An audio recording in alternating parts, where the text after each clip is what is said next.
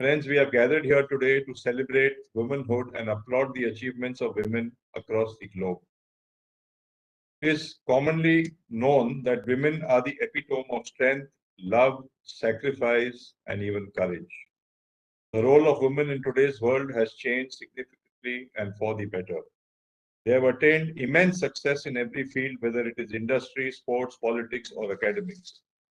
Women play a central role in the lives of all people around them. I am told the purple, green, and white that are the colors of the International Women's Day. What I proudly see today is women in our nation adding large splashes of green, this white, purple, and green. I have women of substance with me. And if you go through the list of women in India from Indira Gandhi, Mary Kom, Indra Nui, Kiran Majumdar, Kiran Bedi, Mother Teresa, Sushma Swaraj, Sania Mirza, Nirmala Sitharaman, our own finance minister, Didi Lata Mangeshkar, Kalpana Chawla, Neeta Ambani, Irom, Sharmila, the Rani of Jhansi, Arundhati Roy, Arundhati Bhattacharya. You cannot stop. There are so many women that have been leading national and international events that have come through our lives.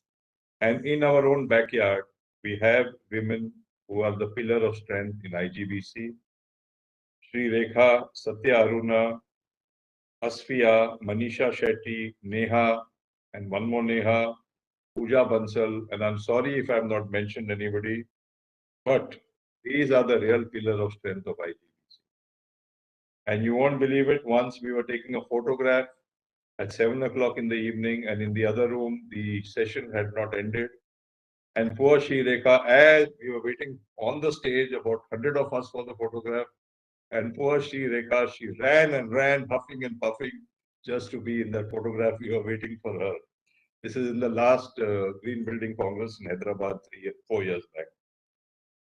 I mean to say, there is a growing number of women that are stepping in voluntarily to contribute and take on roles and responsibilities to be green leaders of tomorrow. Women donning the roles as architects, many of you are architects, developers, engineers, product and material manufacturers, are all contributing immensely to the green building movement in India. I would like to thank you today with all my heart, with joint hands to all the women here today who have been contributing to India's green building. As you all know, the building sector in India is growing rapidly with an annual growth rate of 8% currently. We see at least 5% of the construction in India growing green very soon. Of course, I'm not happy with 5%. By 2030, my target is that every building that is built in India is not only green, it should be net zero carbon, waste, energy. That's what we are working towards, and that's what my emphasis is going to be, to make the green building movement a people's. It's not about green buildings, it's about sustainability. And all of us have to work together to make sure that this becomes into a people's movement. People must demand everything that is bought wherever they stay, wherever they work, it must be certified green. This will create big opportunities for further growth of green buildings and the built environment, along with the strong requirement of green building professionals to facilitate the same. I'm glad to mention that the CII, Indian Green Building Council, with the support of various stakeholders, has taken up the challenge and spearheading the green building movement in India. Currently, we are at 8,800 crore square feet. We are the second largest green building council in the world, and we have 90% plus market share in India. We are the only green building council to have 30 exclusive ratings to facilitate and address all different types of buildings, typographies, small or big. You can take a petrol pump, you can take an office, even Sheetal's office is IGBC, I think platinum, if I'm not wrong, under the green interiors.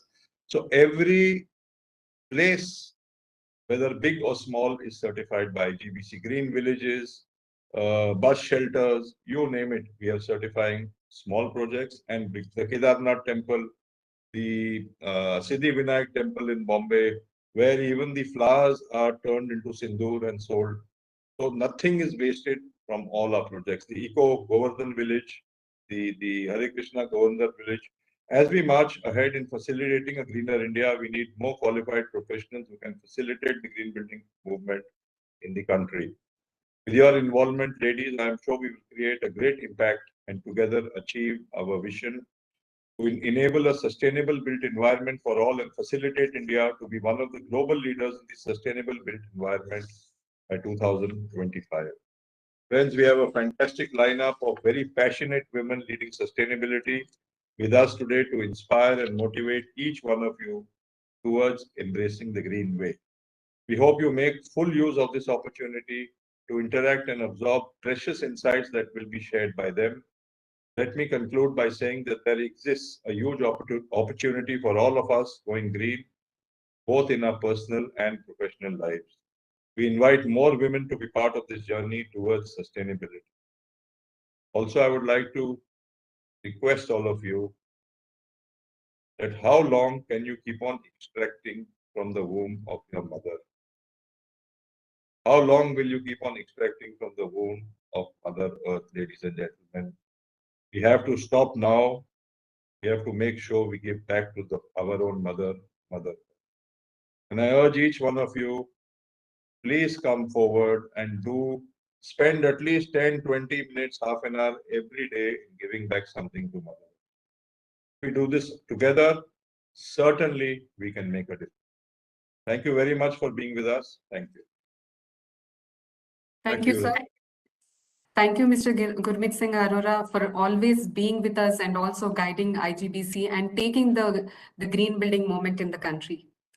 Now, it's my privilege to introduce our keynote speaker of the day, Ms. Madhulika Sharma. She's a graduate in electrical engineering from Bisra Institute of Technology, Sindri. She has done her MBA from XLRI campus, Jamshedpur. She's passionate about conservation of nature and corporate social responsibility. She has worked at Tata Steel for many years, leading the sustainability in the organization. Over 29 years of her career, she has received many applauds and recognitions, including selection as one of the Asia's top sustainability superwomen and annual listing by Global Reporting Initiative. Today, as Chief Sustainability Officer, she heads the Sustainability Division of ITC, one of the largest conglomerates in India, which is on a transformation of carbon, water, and solid waste recycling positive enterprise. Now, I would request I'd like to invite Ms. Madhulika Sharma to proceed, please. Thank you, Sri Rekha. Just for this very grand, introduction. Just let me give a thumbs up if my screen is visible.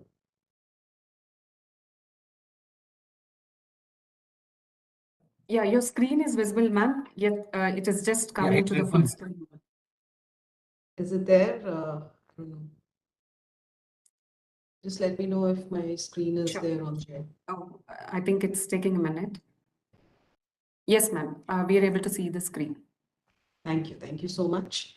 So again, once again, thanks, Mr. Gurmeet Arora and CII-GBC for giving me this opportunity to speak at this event and share some of my thoughts. So while I think the event is titled as Women Leading Sustainability, I've just put a caption which is Break the Bias, which is the theme of the International Women's Day, on how do we continue to break the biases which still continue to be there. I will say maybe the intensity has reduced because there are now so many, as Mr. Gurmeet already mentioned, there are so many role models that we see in all spheres of, whether it's business or personal life or any kind of thing, you name it, and a woman will be there.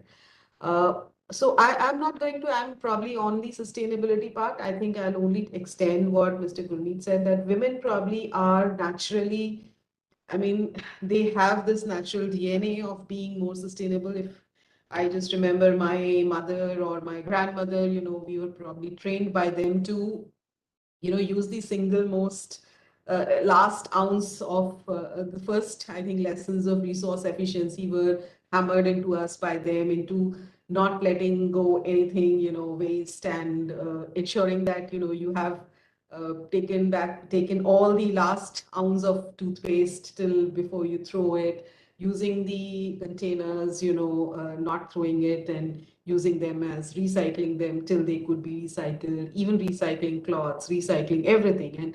And that was probably the first lessons of probably the resource efficiency that we have got. The other is, of course, women have been interested, I think, by nature to be the caregivers.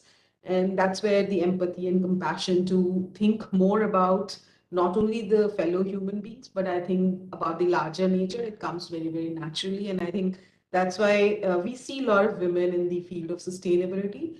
I think if in India, if after the service sector, which is IT and finance, I think we are seeing a lot of women, actually naturally coming to this field of sustainability, which in itself is very, very vast.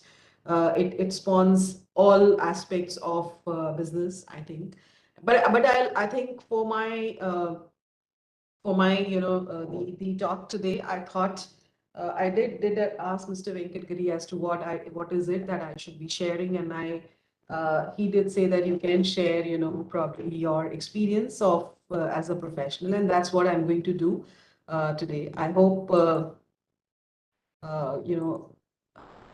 So this is why why do we still continue to celebrate Women's Day? Is because while in India also, and I think it still continues to be International Women's Day. It's not that internationally women has reached where they have the right to reach, because we do as a race, we are 50% of the race. And do you see 50% everywhere? I think I got that it. goal uh, is someone speaking, or I don't know. Thanks. Can you mute yourself, please?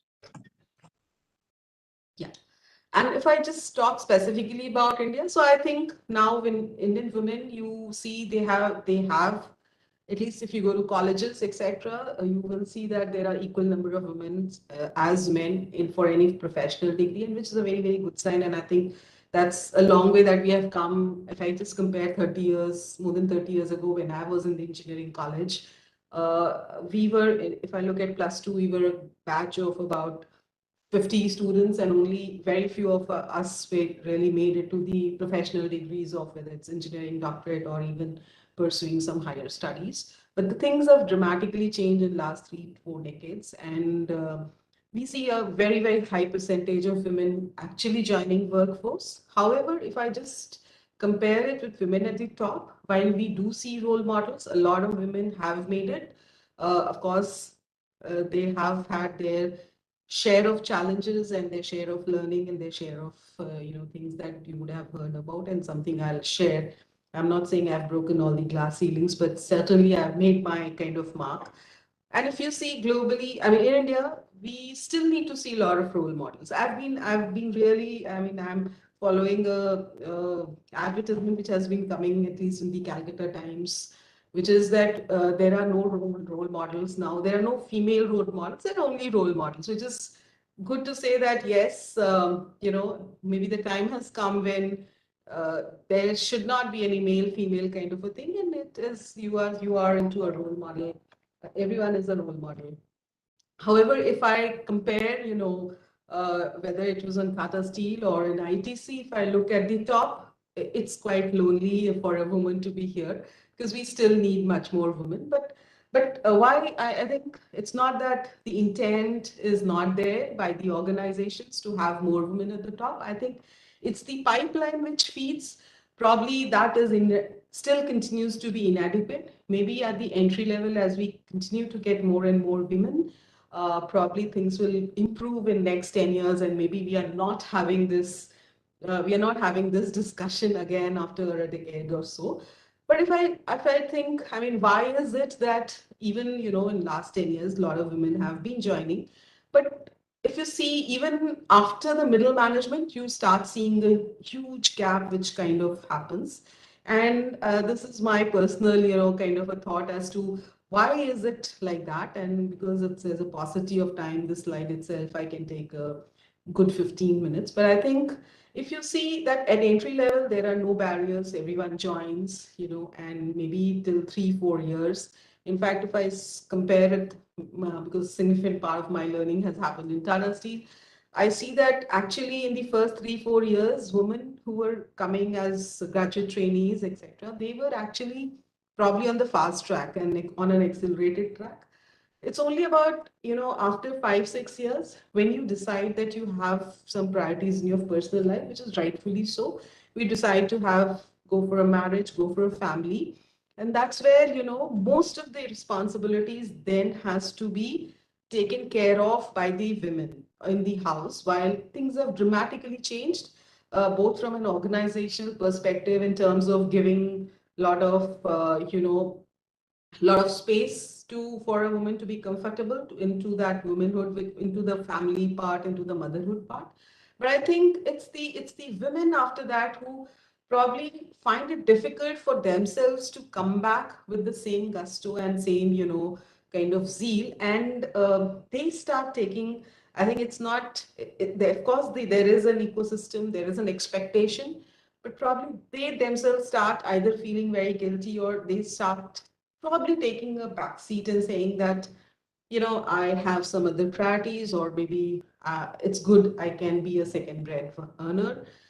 Nothing, I think it's very, very important, because again, I think caregiving is again something entrusted by nature on us. And I think we need to take care, all of us are mothers, and I think we do need to, take care of our children, take care of our family. But then that fire in the belly, or the ambition that why have you studied so much, or why have you struggled so much initially, you should not let that go, and just also think, don't get depressed that now you have got a family or you have got a child to take care of, because believe me, after completing almost more than 3 decades in a professional life, a break of 3-4 years does not matter in your career of 30-40 years, right?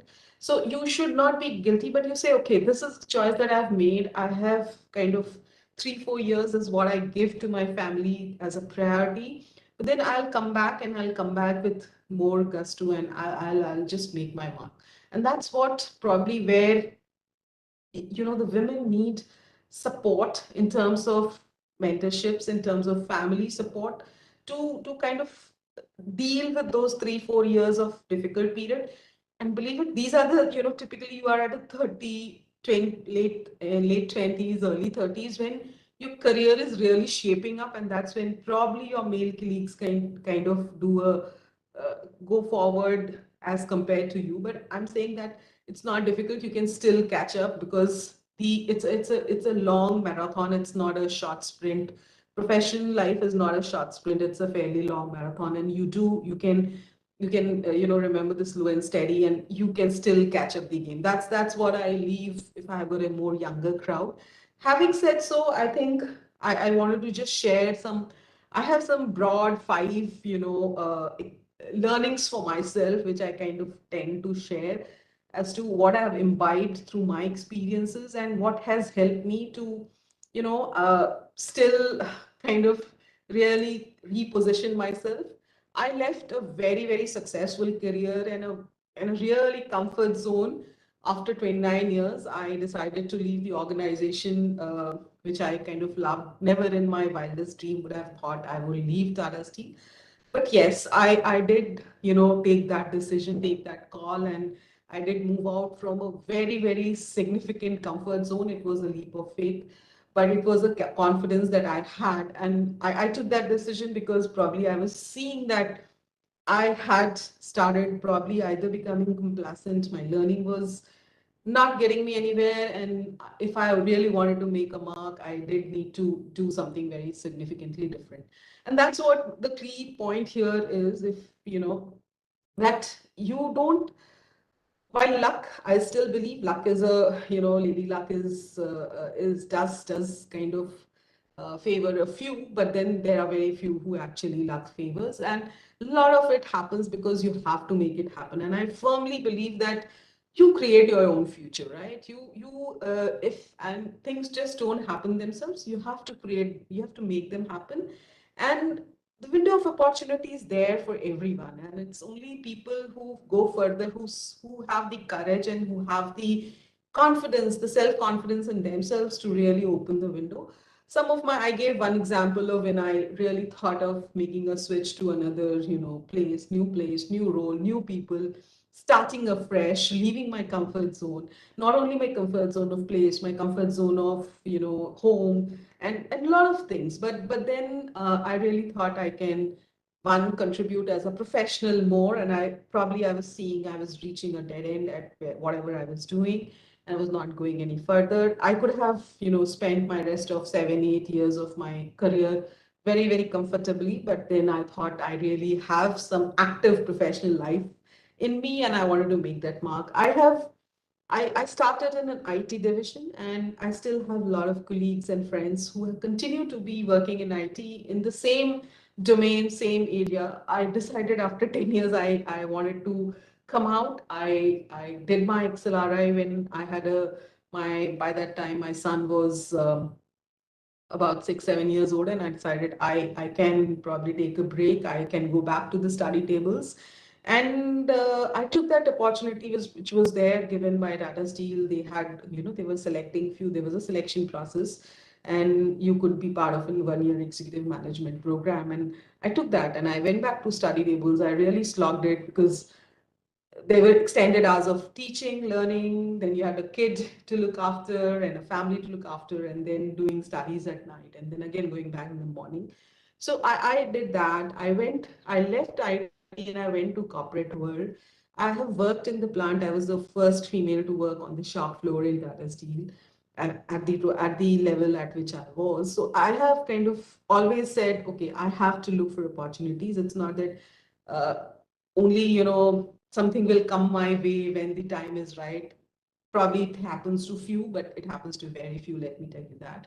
You have to create your own path. Career progression, I think it's your own personal, I think it should be your personal goal. Should not think that the organization or somebody else is going to take care of you. You have to, make things happen. And that's the first thing that I will probably leave, that I have imbibed in my, and I continue to firmly believe in this, and I hope it continues to guide me to better places, and to a better thing. So that the next thing that I would want to leave is that there are difficult times. Let me be very frank, very candid, that women have to do it doubly hard, because Mr.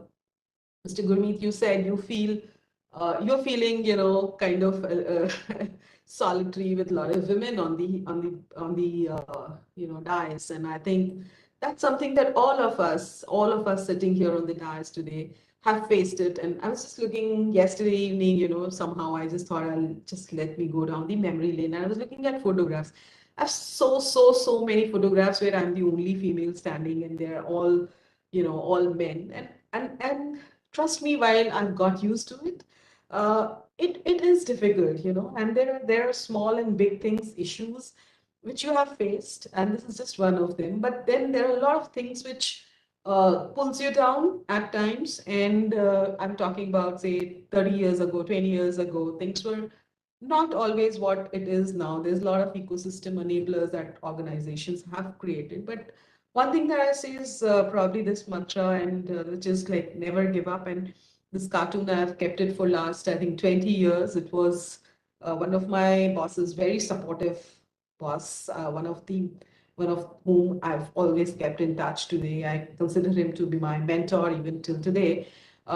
He actually gave me this, and I kind of really imbibe this spirit of never give up. I mean, if you start giving up on your dreams, if you start giving up on your ambitions, nobody else can take care of yourself. So you have always, and remember, I mean, women do have that extra strength. They have the extra caliber. They can do multitasking. They can really be good at multiple things, unlike men who are again wired to probably focus on things in silos. So there will be a lot of responsibilities even in today's, when things are much more liberated, things are much more, they have happened, and they're much more enablers now than it was what it was there probably 20 years ago. But you still, the life is not very comfortable, but don't give up. I mean, don't give up, because I've seen many women, going into depression zone, very successful people. But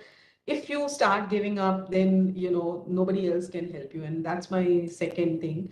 My, next thing that I've imbibed in my all my 3 years is that, in all my 30 years of experience, is that you need to always, if you really want to go forward, I think it's what you need to work with good teams, and you need to be a team worker, because only you can't do it all alone, right? If you're probably a sprint runner, probably you can, it's your own caliber that matters. But if you're playing a football game, uh, the teamwork is very important.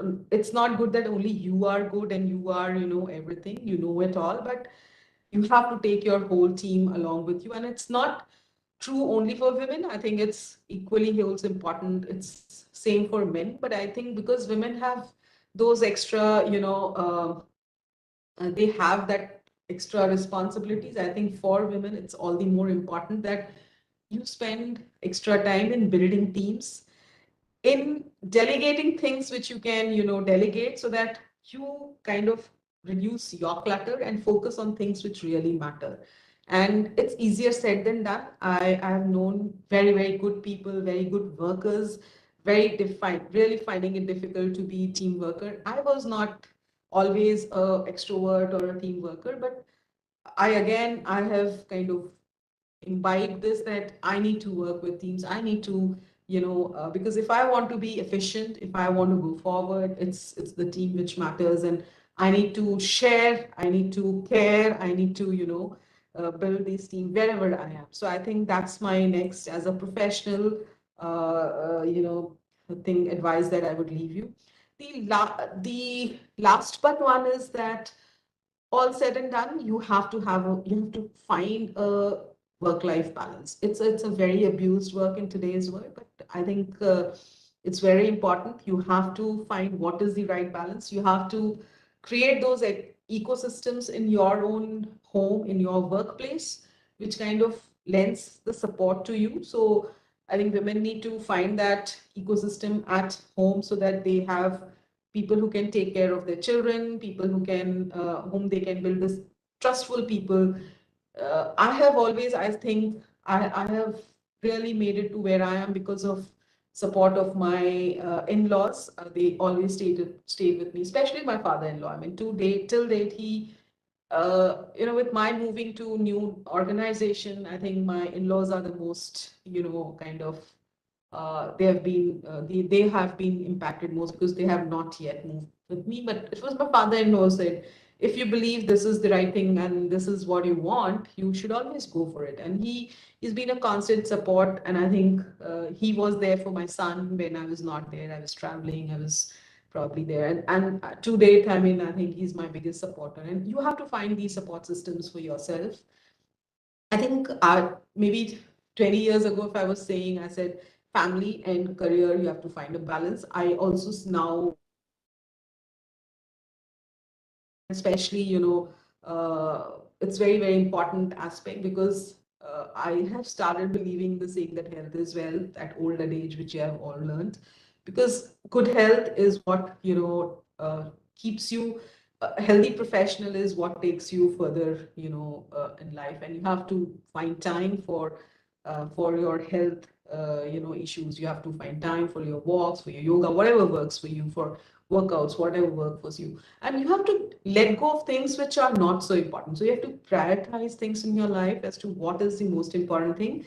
You need to spend quality time with your family. You need to ensure that you have the right ecosystems. You have to take care, find time for your health, and you have to, kind of. And this balance is something very personal, which people have to, especially women, have to really, work on individually. And my last thing is, probably after you have, you're a superwoman at the end of it, if you have really managed all of it very well, don't forget yourself. I mean, enjoy your life, have a network of friends, do whatever you want. If you want to do, if occasional shopping, binging really makes you happy, go for it. You see a broom, because for me, a distressor is really pulling out everything from a cabinet and then, arranging it. That's a big stress buster for me. You go, if you want to have pets, please have pets, because it's your life. You need to enjoy life. If you're not enjoying life, be sure that you're not going to enjoy work, you're not going to be a good family member, you're not going to, definitely not going anywhere in your professional life. So I just wanted to leave these things. Thank you once again for inviting me, and I hope I've just kind of very quickly given a snapshot of my 3 decades of professional life and the learnings that I've imbibed. I think things are fairly much more comfortable from where I started or from the people but as you grow up in the ladder, things do start becoming difficult. And I would still say that, and I've not reached here all on my own. I think there have been a lot of men who have supported me, both professionally and my family, friends, colleagues, a lot of them. I mean, it's so heartening to see your WhatsApp and your mailbox full in the morning with so many messages from all over the country coming in. And I think that's what and I'm today morning something very good that I really still kind of feel. Someone shared Sudha Murthy's quote that it's not money or things or where you have reached that keeps you happy. It's the relationships that matter. And as I grow older, I think yes, it's the relationship which really keeps you happy, keeps you moving. Thank you once again. Thanks, Srirekha. Thanks for it. And I'm at the end of it. Thanks. Thank you, ma'am. Thank you for that inspiring words. And there are a lot of takeaways. So how you have addressed from the woman career to the teamwork and the work-life balance. And also we should not forget about enjoying ourselves. Yes, we should have that me time for us so that we'll be part of, we should have that stress relief. And so thank you for all that information and kind words, ma'am. Any questions to Ms. Madhulika, we would request the participants to please post it in the question box so that we can take the questions to her. Ma'am, there is a quick question. So maybe because most of our participants are IGBC members and part of this sustainability, so they're addressing on how did you take this sustainability as part of your career earlier in the Tata Steel or now in the part of ITC? How are the initiatives taken? And what are the tips you would like to give to our members to be part of our sustainable journey, ma'am?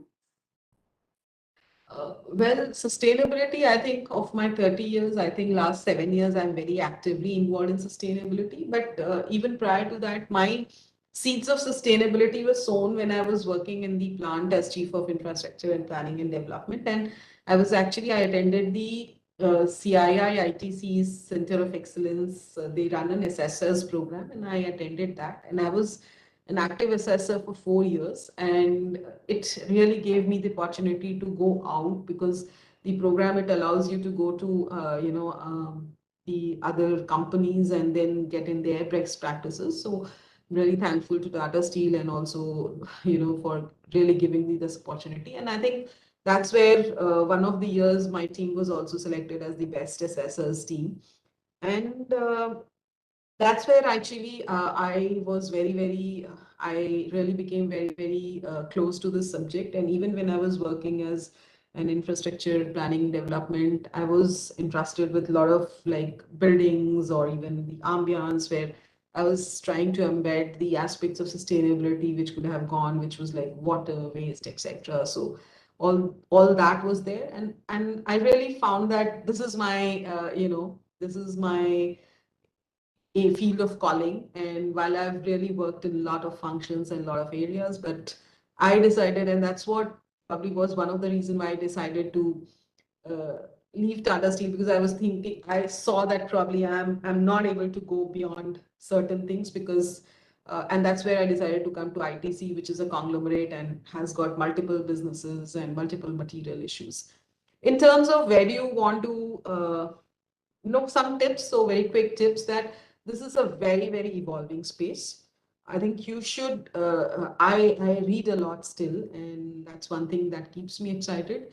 You have to, there's so much of knowledge out there in the public domain. I think you have to have that quest of knowledge in this field and that passion. If you have a passion for the subject, continue in this field. If you don't have the, if you just have happened because it's just happened to you and you came into this field, I don't think that's going to work for long and you'll not be able to make your mark. If you're passionate about it, please be here, or be passionate, work in the space. If you like CSR, to be in the community, to be in the field, go for it. If you like energy, if you like a bit of techie subject, there are hazard things to be done. But you have to read a lot because it's an ever evolving subject. Every day I find something new to read. So many methodologies, so many frameworks, be on top of it. And that's what is my, if you really want to make yourself stand out in the crowd, that's my kind of quick learning tip for all of you. Thank you, ma'am. Thank you for that, giving the information. And let me take one last question. So, in fact, this is further to the what you have addressed. So, they just wanted to you to name few of the initiatives or the programs taken by ITC in the sustainability, ma'am. Yeah. Okay. So, ITC, I think it's. They really, I mean, we, and it was probably with the earlier chairman, where the triple bottom line is actually lived throughout the organization. It's part of the DNA, where, you know, each project you would like to see how is it benefiting not only in terms of profits, but also people and planet. ITC is, you know, is one of the,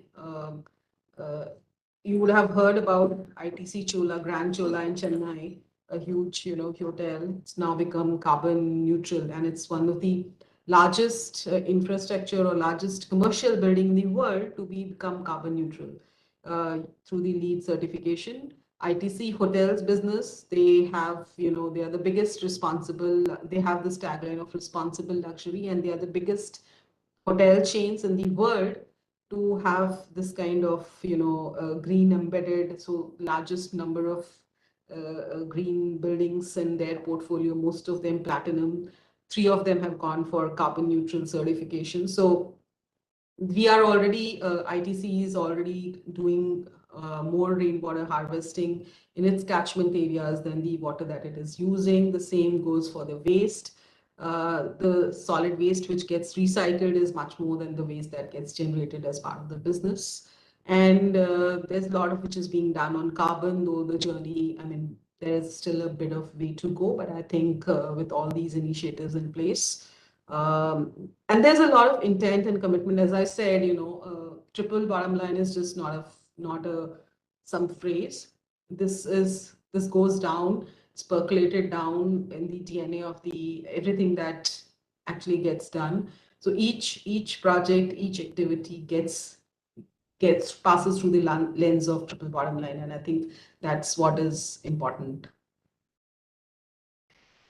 Thank you, ma'am. That's really, as we can see from various initiatives. So they're walking the talk. So all the initiatives from the ITC, from the the last 2 decades, they've taken many initiatives in terms of the converting their buildings into green, or taking various initiatives like WOW, which is very famous in the schools, and waste management, or many more initiatives as you have indicated. So we once again thank you, ma'am. Thank you from the Indian Green Building Council for your time and your talk today to us. Thank you. Thanks, Srilekha. Thanks.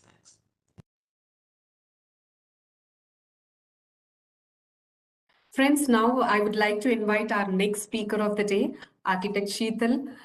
She is a firm believer in sustainable architecture. Therefore, her designs focuses on various natural elements and balancing the environment consciousness, and also improving the health and well-being of the occupants.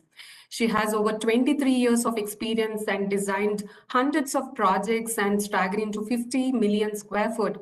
And many of them have gone for green building certification as well. She has a wide portfolio addressing from the master planning to the development of residentials, interiors, hotels, hospitals, and many more.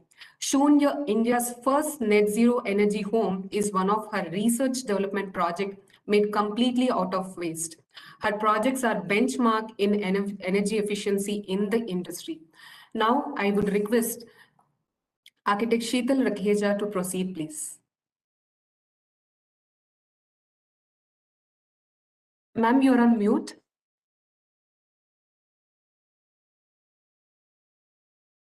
Thank you, Rekha, for the introduction.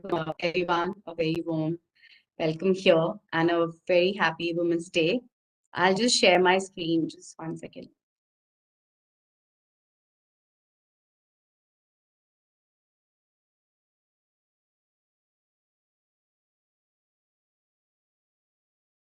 Yes, ma'am, we can see the slides. A woman does even the smallest of things and paves the way with great love, passion, and empathy. She does not wait for the leaders. She does it alone, faithful in the smallest of things, because it is in them that her strength lies. Yes, everyone, India has changed over the decades. Women are leading at all age groups and all strata of society. They're leading and paving the way and showing us the way. A woman, a homemaker, and also, helps in the development of the country. Because even if the smallest of things helps to save. I'll share my journey of Shunya, which is a journey and an endeavor for a net zero energy society. One of our shlokas say that Om Sarvesham Savitir Bhavatu, Sarvesham Shantir Bhavatu, Sarvesham Purnam Bhavatu, Sarvesham Mangalam Bhavatu.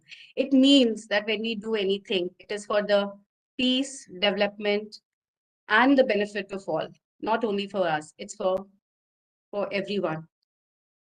My understanding was when I started my journey, in my college, one of our professors asked me to, read the Vedas and then also learn, go and learn about the architecture world across.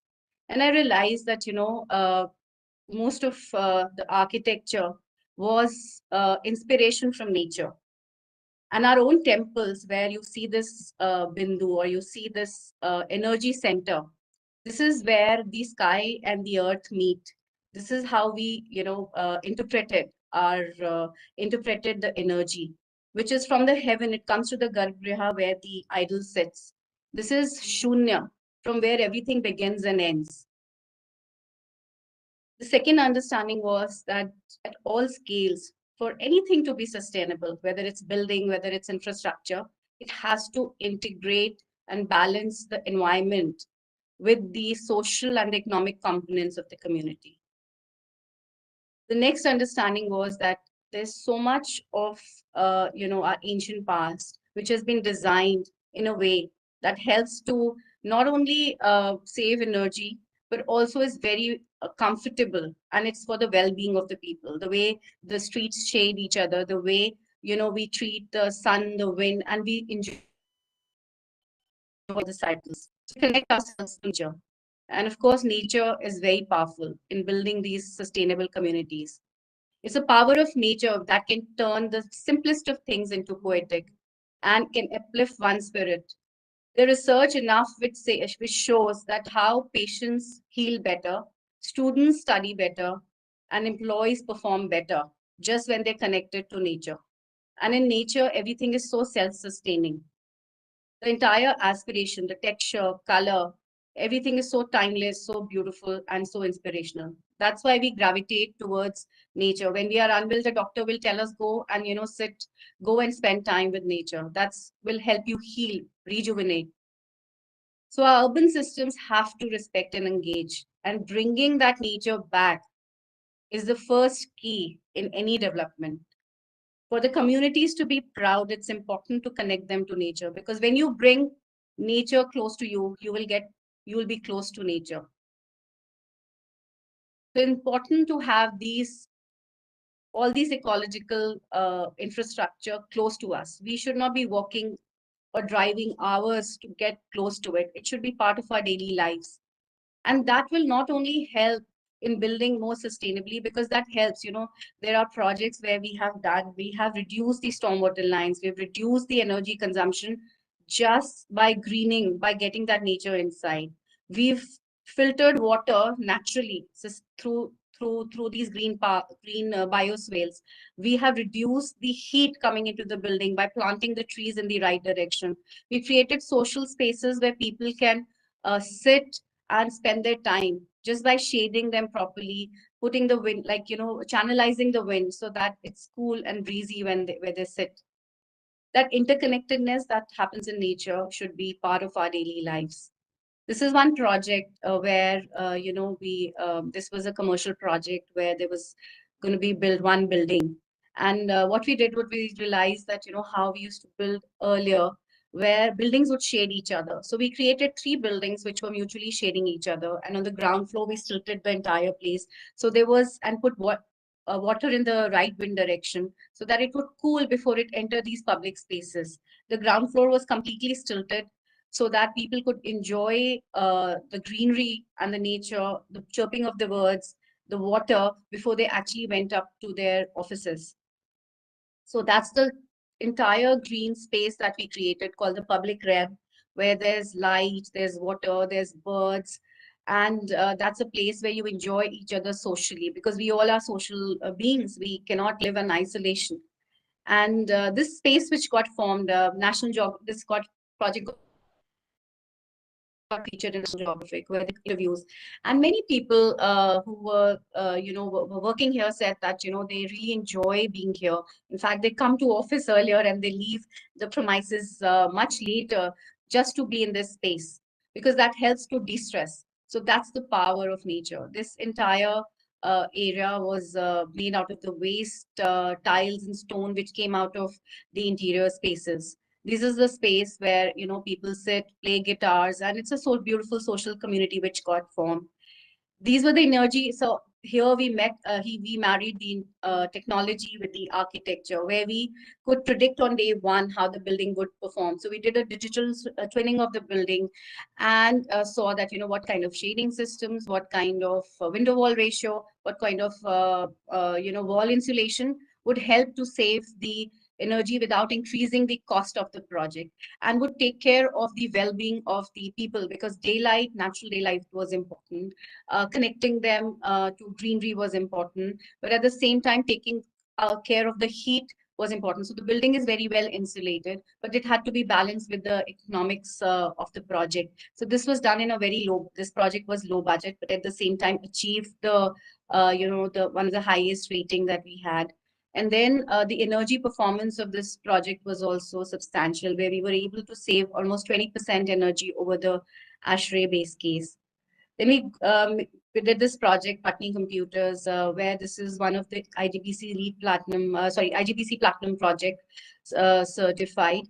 And if you see, the whole challenge was that the owner didn't want even a little glare coming into the building. So he said that, mostly what we've seen is that people design buildings, but end of the day, everyone is putting blinds. So what's the point in getting that natural light? So you see heavily shaded facade. The entire facade was calibrated so that there's no glare coming into the building. Then we put water bodies in the wind direction. We put jalis, which help to pre-cool the wind before they came into the courtyard. And that's how we achieved a very high energy efficiency. We pre-cooled the fresh air which was coming in. We had a heat recovery wheel which helped to save energy. These are simulation models which show that how the project was envisaged. These are the sections from the photographs which show how the sides of the false ceiling were tapered to capture in more light, how the shading system on the left side helped to cut off the glare, but they still get natural light into the building. These were the HVAC management system, how through using high COP chilling machines, how using water-cooled chilling machine, modulating fresh air dampers which were linked to CO2 sensor, we were able to save further energy. That the end was to be more energy efficient. But that, of course, it was not just energy efficiency. It was overall the well-being of the people. But here I'm just trying to focus on how we achieved high energy efficiency. So every project, the entire endeavor was to reduce the energy consumption of the project. This is another project which was, I'm sorry, I think it's the,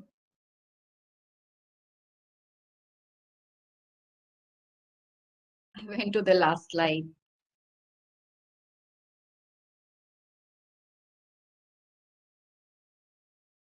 So this was another project which had a lot of glazing, but it didn't have too much light coming into the building.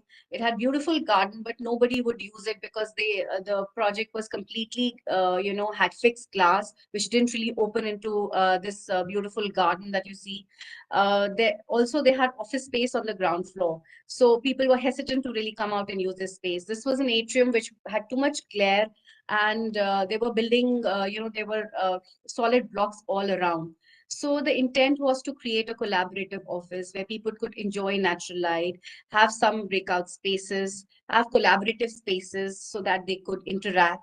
So what we did was got the cafeteria on the ground floor, opened the windows and introduced a lot of doors opening into the garden outside. So these became lovely social spaces which people could enjoy. We worked on the window wall ratio. They had a beautiful, pool, like a school on the left side, which is the east side. So we removed the services from there and introduced natural light there, introduced glass. We studied the facade at all times. We again did a digital twinning of the building and saw that, what was the best way to reduce the amount of heat which comes in by reducing the amount of glass, but at the same time getting glare-free light into the building. So all these simulation studies were done, and in the end, we had this facade which was only using 30% of the complete facade area with the glazing, and it was nicely shaded with these dancing fins, as we call it. This is the outdoor area which people actually now enjoy. They have parties, they have get-togethers, and in the office area, they have complete glare-free light coming in. This is the west facade where we introduced more walls, which earlier had a lot of glass. These are the trees. The right image actually shows the existing trees which we used and, created outdoor social spaces around it. That's the atrium, which now gets a glare-free light. It's got a nice insulated glass on top, and which also has fittings so that it shades. It's a use like greenery inside, and these are we broke the walls and have these breakout spaces overlooking this greenery. Use LED lights to reduce the energy consumption. This is another project in Hyderabad, which is using the natural irrigation canal, which was actually like a dump yard. Now we are treating it and using it with the recreational spaces, actually overlooking it, and created a ghat where people could enjoy. And then these are solar studies we did, because if you give recreation spaces to people and it's sunny and it's not usable, then they just lie vacant. So we did these wind and solar studies to see that how can we make these spaces usable and cool for people to enjoy.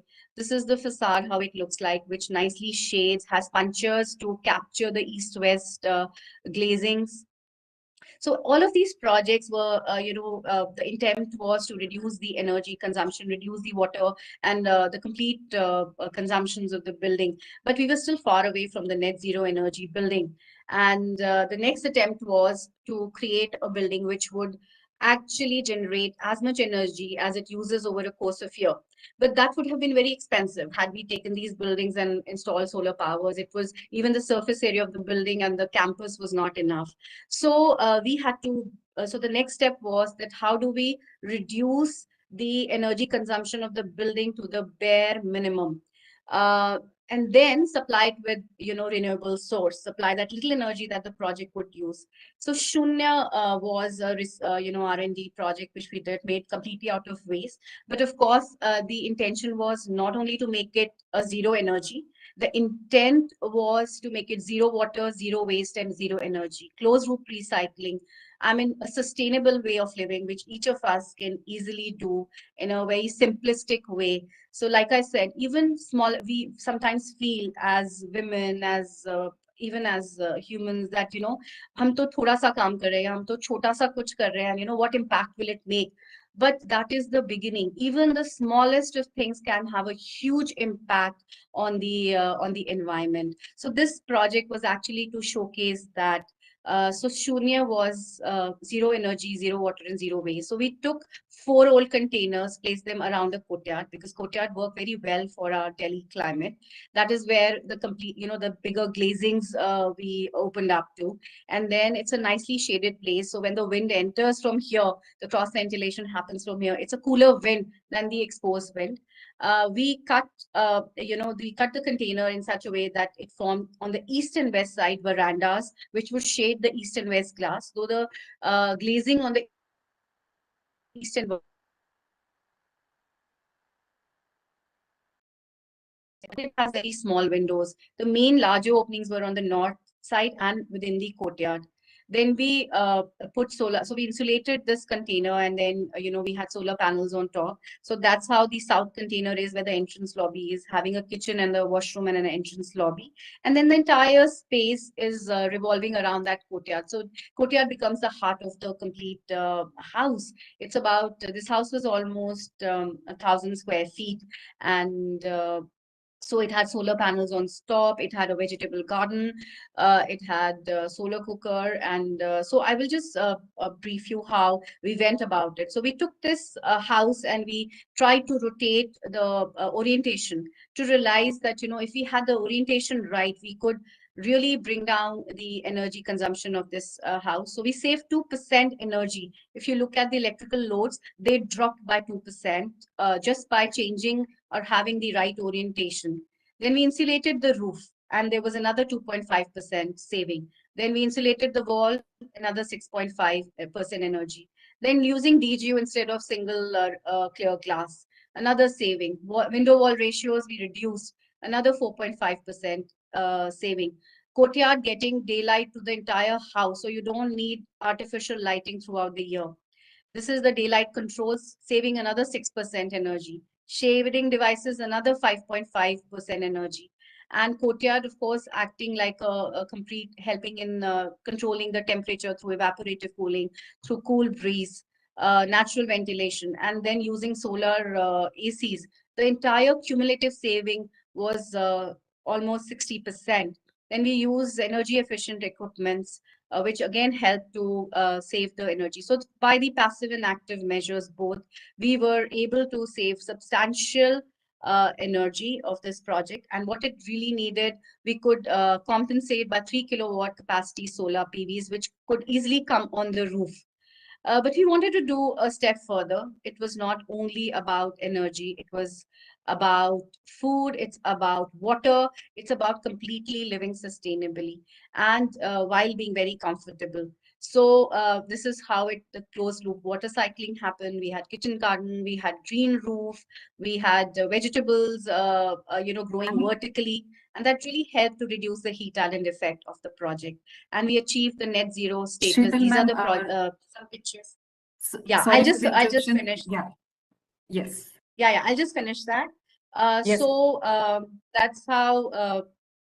So that's how we got Shunya. This is another project. We took this project forward to now we're doing offices. We are doing which are zero energy. So in the end, I would like to say that sustainable infrastructure facilitates a place for goal of sustainable living. It helps in the entire well-being. And we envision India, the goal is to have zero utility bills, zero water, zero waste, minimal carbon footprint, an earth-friendly society, a net positive India, which is beneficial for all. Thank you.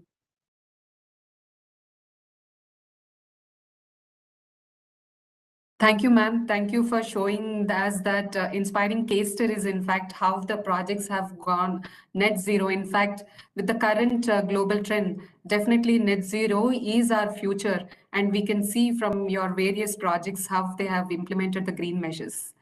We will hold for the questions at the last of the, after we hear to the other presenters. So please pardon us on that. And so let me introduce you to our next speaker of the day, Architect Purva Keskar. She's an architect, environmental designer, educator, and an author of articles and research papers on the practice of environmental design and management. She has over extensive professional experience with 22 years. She has worked on diverse projects for varying scales and complexities. She was into the education and structuring the syllabus and the master's program she has headed in BNCA. Currently, she heads the Brick School of Architecture at Pune. She also enabled as a facilitator for Global Reporting Initiative, ambassador, and also has represented in various conferences and presented on sustainability concepts. And also she is a director at VKE Environment, the consultants. Now I would request Architect Purva Keskar to take over. Yes, thanks a lot, Rekha. It is really a pleasure to interact today with my colleagues who are here on the dais speaking about various aspects and how they are contributing to the green. I, being a director at VKE Environmental and also a trustee at Sustainability Initiatives, I also wear one more hat where I am the principal of SMEF Brick School of Architecture. And I think the last hat that I wear is very, very, strong kind of an hat, which is going to contribute to the sustainable future. And so today I'm going to talk about the capacity building of the next generation in terms of green education. I will like to share my screen. Just give me a minute.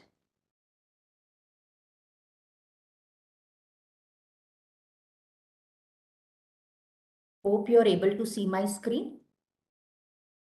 Yes, ma'am. Yeah. So whenever we talk about capacity building, we always think about, probably some kind of an linear way of knowledge transfer. But my years in education has prompted me that there are different ways in which knowledge can be transferred. And once you start going into the theory aspects of it, you start getting intrigued because there are different theories which talk about how knowledge can be transferred. And one is behaviorism, where you are trying to, make a behavior happen by way of giving an impetus. Then is another way of knowledge transfer, which is cognitivism, wherein one person, by way of experience, learns some things by way of observation. Constructivism is a place, rather a theory which talks about getting engaged, learning by doing, and connectivism is finally joining the dots together. So even if you're working with your hand, you're reading something, you are being given inputs about something else, finally you need to connect everything. And this connection will only happen if you put certain things into action. And that is where we generally, when we are talking about capacity building, it's not only lecturing, but it's also getting immersed into an activity. So I'm going to share a few things which I have been doing with the students at SMEF Brick School of Architecture, but also working as a part and a trustee of sustainability initiatives and a director at VKE Environmental. So here we have, you start looking at giving triggers to young minds. And as soon as they come to you as fresh minds, you have a lot that you can change, a lot that you can give. So here you have the Upcycle Studio, where we start rethinking about daily objects with a best out of waste approach. So there is a theory which says that you learn better if you start teaching from a point where the student knows about it. So you start with the known and slowly you progress towards the unknown. And this is where the known is the daily objects and unknown is what do you do with waste, which is around you. So students were asked to go around the school campus and observe and collect whatever waste they could. So this was an out of a box thinking simulation which we did, where they had to work in teams. They had to think of alternative use of daily objects, and that would simulate creativity. So here are students, going around checking what can be done and putting to use certain, material which was lying around in the college. So you find people just, taking some cardboards which are just lying around in the college, maybe because they are the cartons from the computer waste that, gets generated when you buy a computer. And probably some kind of jute which also is used to tie certain things. So such kind of things students used. And this exercise also triggered some new objects, which is you'll see in the second picture, there is a sanitizer dispenser which the students came out with. So they found certain broken legs of the drafting table, which they took. There were certain other parts also which they joined together and finally created a sanitizer dispenser. So this was something new for us. And you'll find that various groups came out with alternative objects which could be reused and a new life pumped into the waste. So these kinds of exercise, we realize that triggers thinking and not just designing, because the final aim is to repurpose certain things that you see around. When you start moving into the further years where students are capable of understanding the basics of architecture, and when they want to go into evidence-based design, where you start giving them an idea that the entire nation is kind of thinking of certain objectives wherein energy efficiency is one of the major objectives taken up nationally by India. And that is where we introduce them to certain rules, regulations, certain codes, certain initiatives. So they were introduced to Econivas Sanhita, and they had to design a residential building here. And you'll see that very basic calculations were to be done. And this was introduced at the second year itself, not waiting for them to, really go to the fourth year and then add the layer of energy efficiency. So this was embedded right at the early stages of their thinking of design. So you find students coming out with understanding first and foremost what is visible light transmittance, what is window to wall area ratio, what is the importance of all these things. So you'll find students actually going and calculating and using a method to prove that they have made choices which are energy efficient and green. You'll find students also looking at simple ways of understanding whether the area is being ventilated by way of using Econivas method. Finally, the roof thermal resistance of the roof. These concepts are introduced at the second year level, and students do use them in a very innovative way. So finally, you have a building wherein the student has thought about ventilation. They have thought about, a tower which would catch the wind and allow this wind to be taken into the indoors. They are thinking about ducting below the ground, which would kind of temper the temperature of the air and let the air come in, reducing the use of air conditioners. They are talking about, passive design measures and also talking about indoor environment quality. So here, maybe they are not full-fledgedly going and using the correct methods and the detailed methods, but conceptually they are introduced to these things. Also, we feel that when we are doing capacity building, it makes a lot of sense to collaborate with different people. And here there is an opportunity to collaborate with one of the foreign universities, Thomas Jefferson Universities, wherein their studio was about net zero. So we said now when a master's studio of net zero, we would like our senior students to participate in this studio, and the fourth year students got involved in this kind of a studio.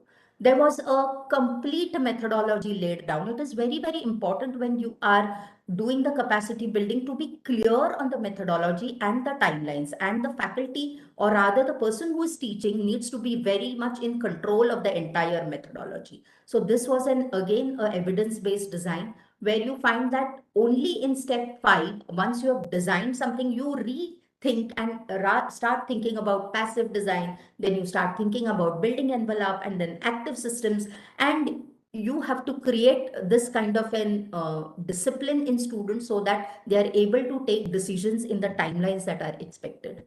So this is a work which came out after that studio, where the student is trying to look at the site, looking at the potential magnets of the site, looking at heat island effect which could be generated because of the development of the site. Here you will find that the entire site analysis in terms of performance perspective is taken. Finally, you also have to look at the amenity spaces. You have to look at where the services are to be placed. If you want to treat the water, if you want to have a gas bank, and you want to have a organic waste composter. So these kinds of elements then start coming into the site plan, then just, landscape, which is colored green. So then further to it, they start learning the softwares which can be used to assess their designs for better decision making. And this is a work done by the 4th year student where they are looking into energy performance index. So these terminologies get introduced and they start working towards it. So finally, this is a design which has come out of the Green Affordable Housing Design Studio that we did at 4th year. They have also tried to use different softwares like Sapphira for simulation of daylight, and also created a typical kind of fenestration design which would allow better light and ventilation. Now, when we start thinking of getting best of the next gen, a competitive spirit has to be generated, and students are inspired and motivated to take part in design competitions. And every year, IGBC is a very good platform where very innovative design briefs are given for students to respond to very challenging, very contextual to the times design briefs are generated, and students are excited about being a part of this IGBC competition.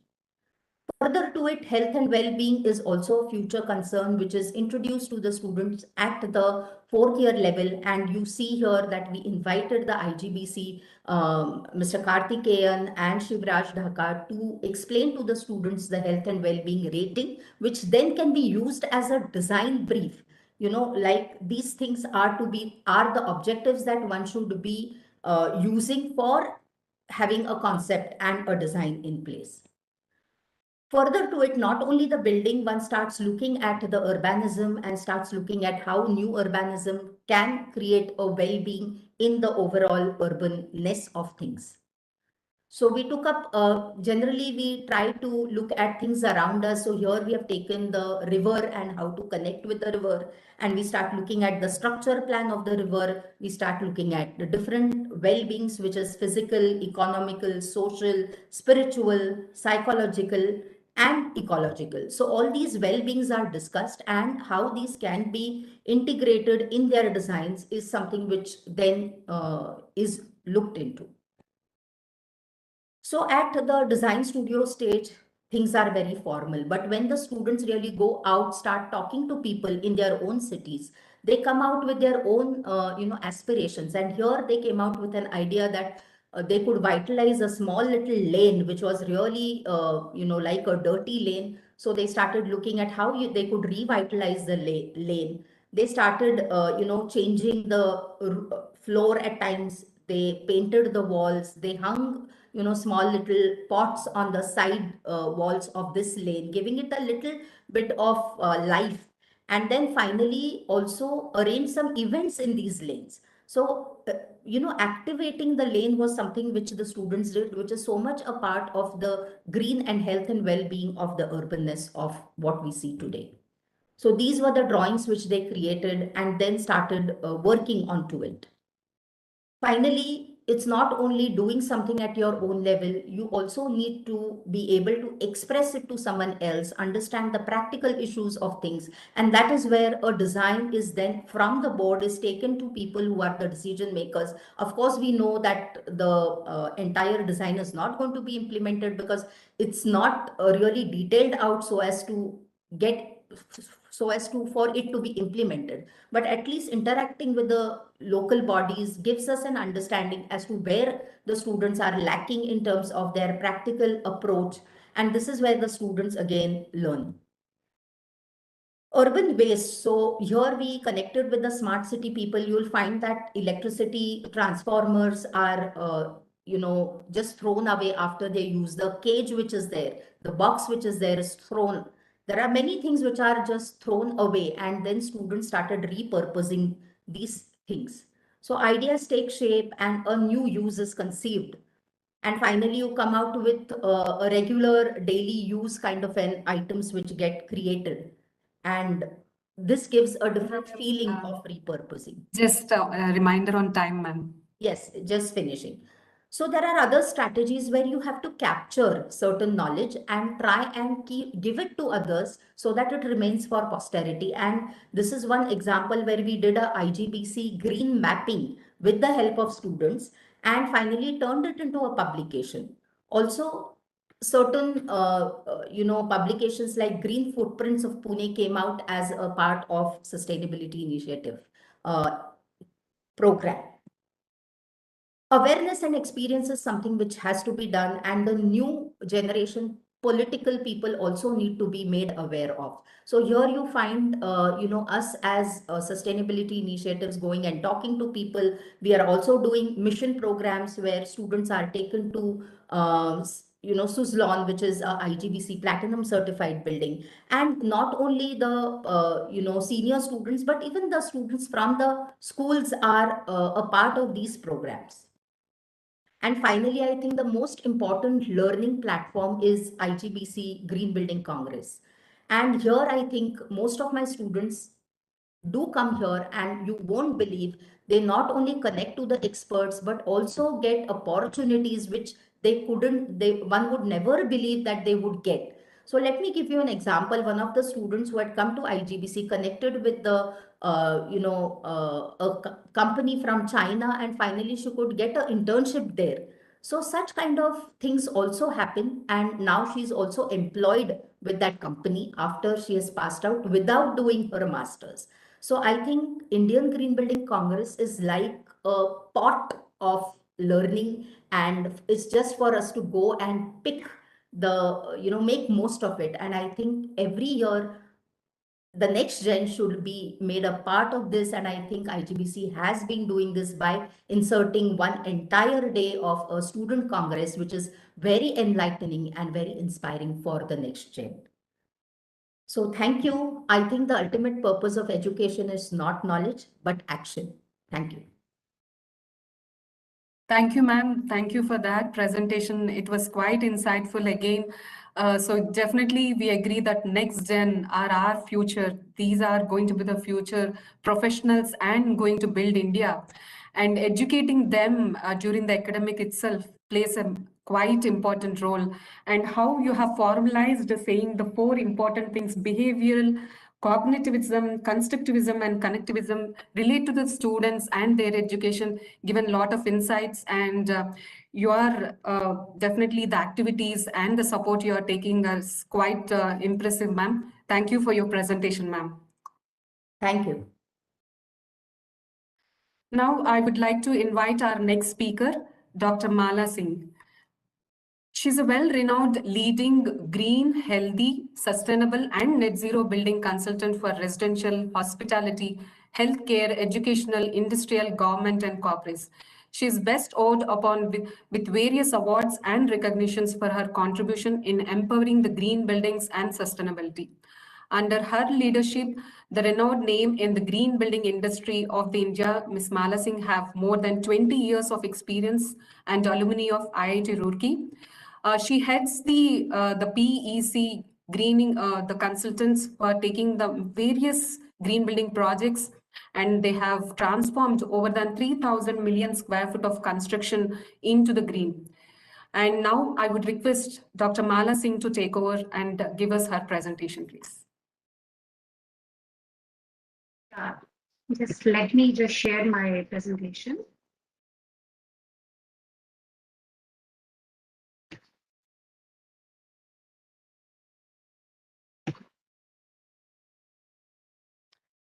Yeah. Yes, ma'am. Yeah. So first of all, I would like to wish all the women of India, in fact, all the women on this planet, for this International Women Day from this IGBC platform, whatever role they are playing in their life, in what capacity they are, I think this particular event is for all of them to celebrate. And the topic of today was given to me just to talk about new trends in the green buildings. But before I show you the few glimpses of these new trends, I would like to share my personal feelings with IGBC here, because this is a very special day being a woman here. So let me tell you, my dear audience, that IGBC CII has given me this very, I would say, useful platform for my life transformation. This was basically a game changer for me, joining hand with the IGBC 15 years ago, when I just started my journey as a IGBC accredited professional. Then, I did many projects under many rating system, which is now to 30 rating systems we have in IGBC. And having said that, the journey of Green Building Council, which itself started with the one building of 20,000 square feet, the CII's Godrej Business Center, which itself is a net zero project today. So today is 8 billion square feet. So I think during this journey, what I've learned, what I have, I would say, nurtured myself in the terms of knowledge, in the terms of learning and knowledge sharing, I think a lot of credit goes to Green Building Council. So thank you, Green Building Council, for making me believe that I can do something, I can play a role in the leadership of sustainability. And really, that something, something very great feeling, which I feel in a personal level.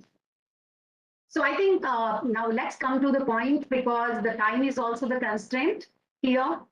So the topic of my presentation was the latest trends in the green buildings. My previous speakers have already spoken about passive design, because they are from the architectural fraternity and they have talked about net zero also. But here I'm just trying to convey my own journey, where how to look into, how to address the sustainability in different types of projects, where they are not only the new buildings, but they are existing. They are very old buildings. Sometimes they are 10 years, 20 years, like that. Because now the time is we need to address the entire built environment, where it is not only the new, but here we need to also address the challenges of making the sustainability in the mainstream of the society. This is what the need of the hour as well.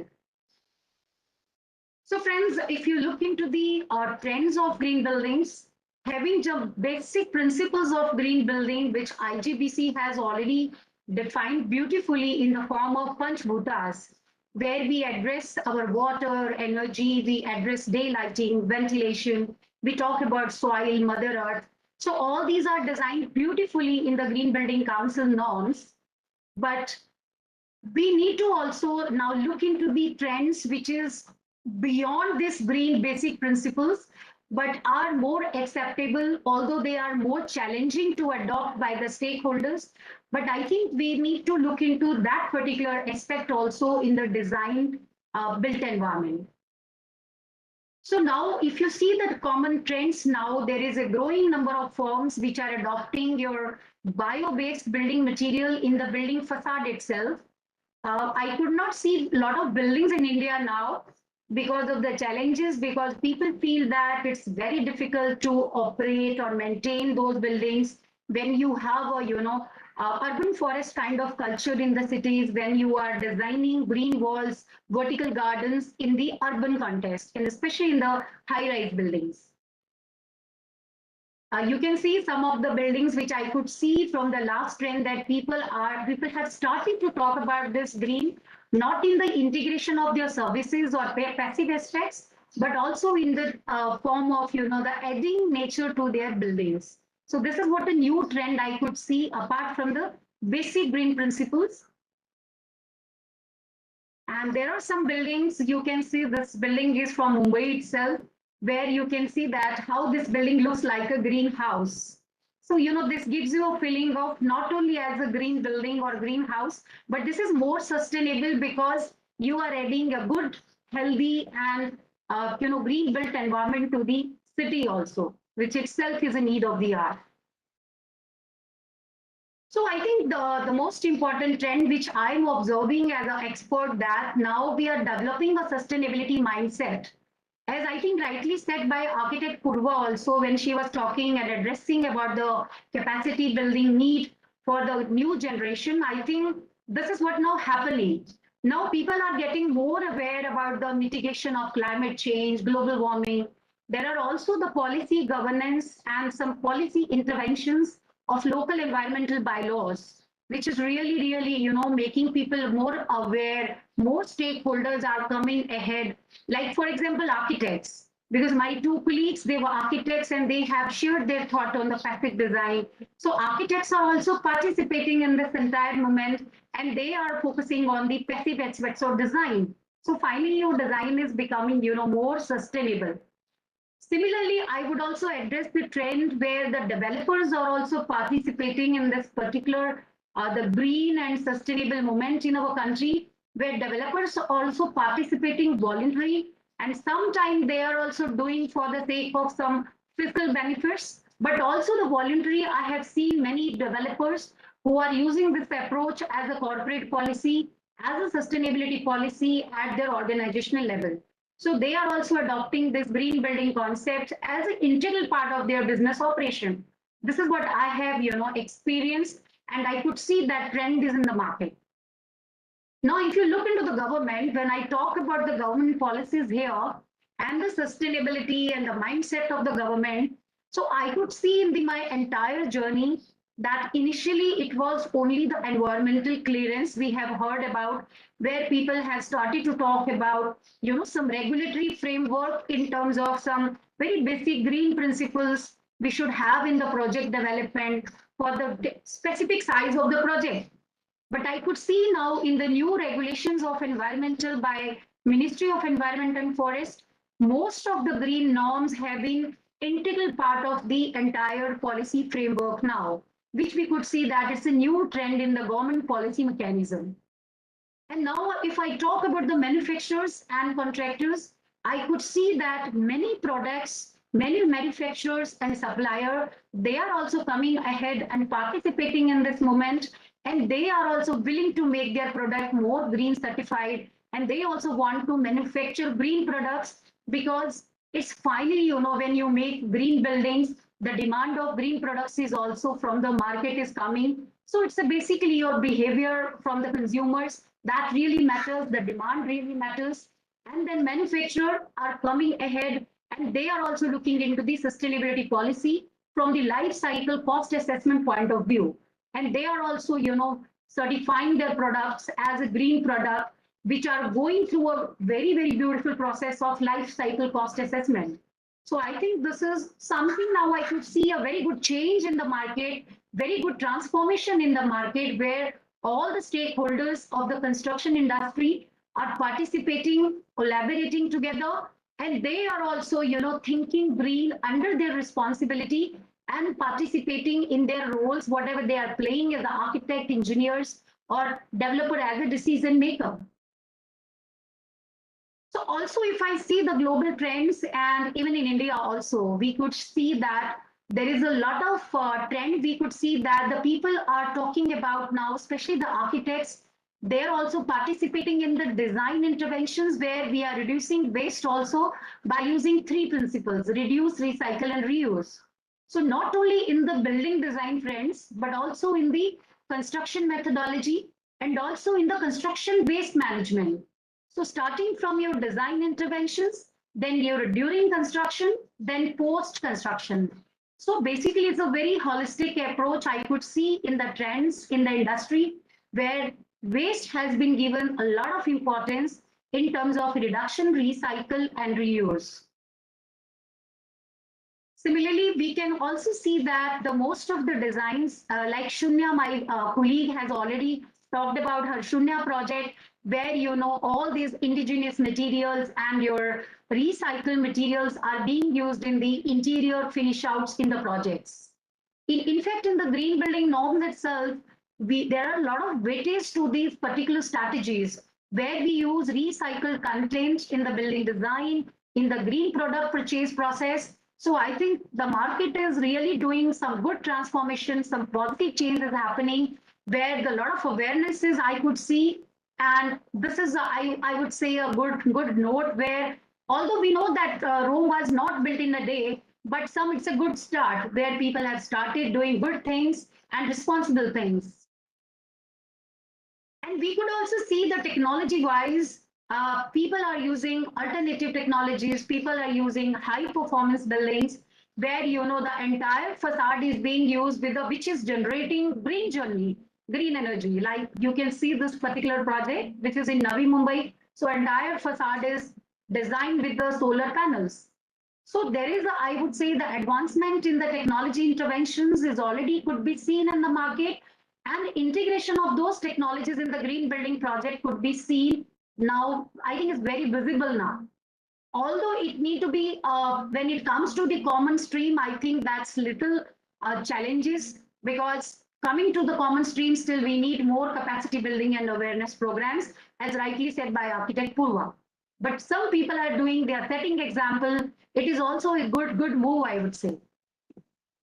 So this is one of our project. I would like to just say this is Synergy State Bank of India existing building project in BKC, Mumbai, where I would like to just address here. Right now, we are also talking in today's world, we are talking the grid interactive buildings. So where your entire energy consumption is being reduced first by adopting green principle, and reducing its environmental, I would say, footprint in terms of EPI reduction by following various energy conservation measures, and then making this building more compatible with the current, by I would say, laws available under the green tariff policies and open access policies of the solar renewable energy and wind power. So in this particular project, I would like to just share with my audience that this project itself is a 10 to 15 year, 12 years old building, where EPI was reduced in this existing building first by changing chillers and by changing lights, and there were some retrofitting activities were conducted under ROI program. And after that, whatever the total energy consumption was remaining in the building, 67% was considered under open access policies, and which is from the wind energy by a third party agreement. And the balance of 33%, the energy consumption in this particular building is being taken from the Tata Power new green tariff policy. And I think I would like to address here, so this building by default become grid interactive as well as net zero. Because if you look into the building, first you reduce the EPI, then balance is taken from the green energy resources. So here in this particular building, when I spoke about the green tariff means there is a new policy which states that if you are ready to give 60 to 60 paisa per unit for the energy units to buy from the local grid, so you can also become green. So those sort of policies are there in the market. And we did in this project. So this is on 100% green power. So it's almost, I would say, grid interactive net zero project. Then Mala, remind from time, please. Okay. So this is another project which is a Globicon Terminals, which is India's first net zero platinum rated project of IGBC. So here the journey was again from the design, from your site planning, then making it as a platinum rated project under IGBC rating, then making it as a net zero project after 1 year of operation. So when we speak about net zero, it is not only the design intervention, but here comes the role of your design, the role of your green purchase policy, the role of your operational practices. So I think, and continuous monitoring, then only I feel that step by step, we are able to achieve net zero concept in any project, which we have achieved in this project by following that concept. So then I think, because time is the constraint, but we can see the latest trends in the hospitality project where indigenous materials like natural stone or local materials are being used by a lot of stakeholders in the design and the material procurement process. This is again our IGBC resort project, where you can see the indigenous, 100% is the indigenous building material in this project. So I think this is, I would like to show you in the last where we are also addressing in the new trends that the intelligent buildings. Intelligent buildings, when we talk, my point is here, when we are measuring and monitoring all the consumption in various areas like your HVAC system, your lighting controls, your other various aspects of the building where electricity consumption is there. So I think integration of all these systems with building automation and BMS system is also helping, and it's a new trend in the market. Although this is very much popular in the commercial building, but we need to take it to the mainstream, to the residential projects where it is a little challenging, but still we need to define more strategies to take up that also in the future.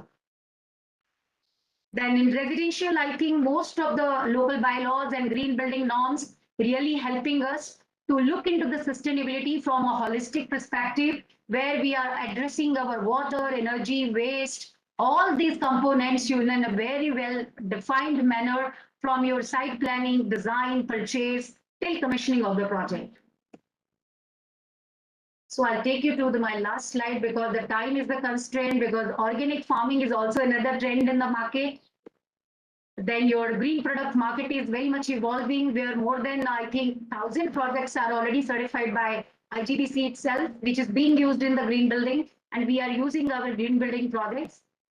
I think this is the last slide I would like to address, where it is not just, green building. When we talk about green building, finally, we are experiencing the benefits, and our stakeholders experience is the, I would say, testimonials for that. When you cut down your electricity bill, you cut down your water bills, you create a better environment for every stakeholder from the interior point of view, for the external environment point of view.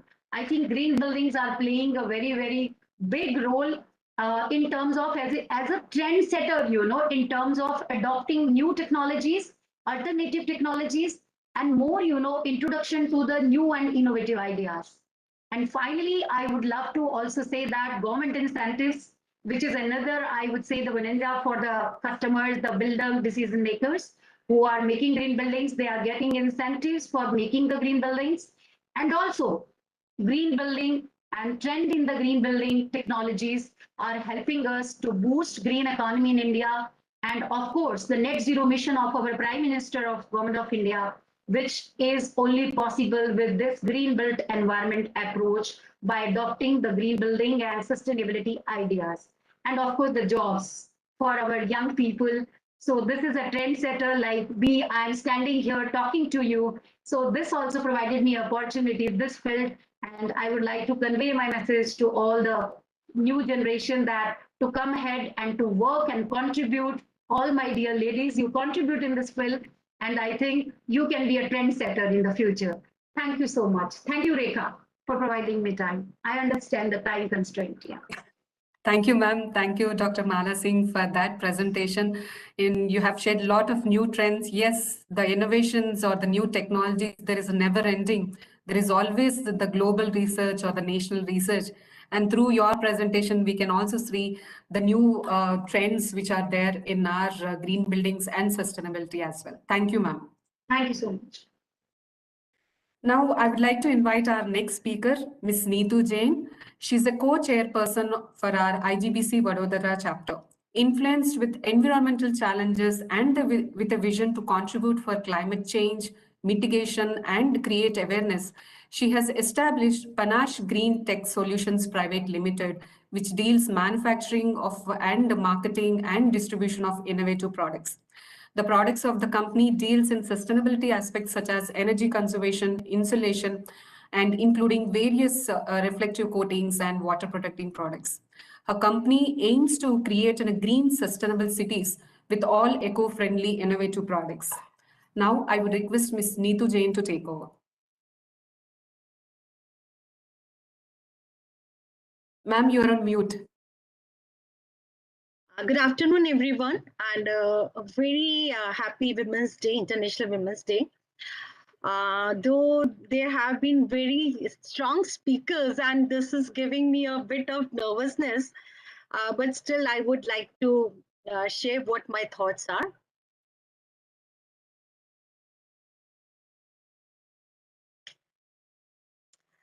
So I would like to congratulate Madhulika ma'am for the great presentation and the great insight she shared with us.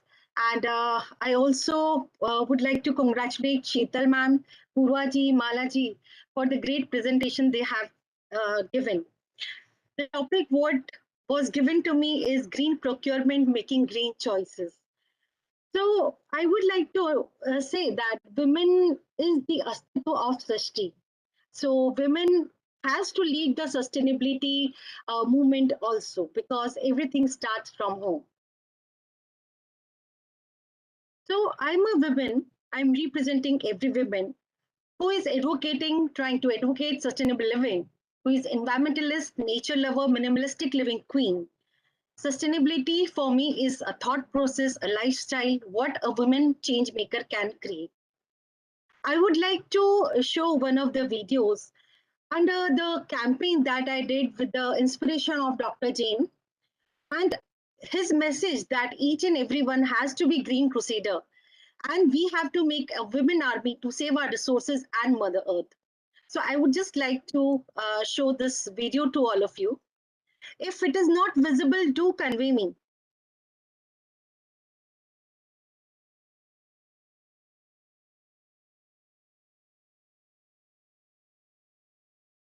It's visible, ma'am. But the audio is not coming. Just a minute.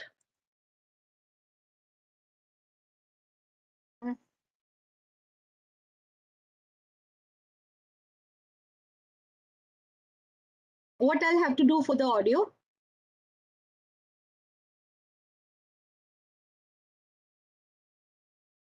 Ma'am, for that, I think you have to unshare, and when you're sharing, you have to just on the button with the sound you have to share.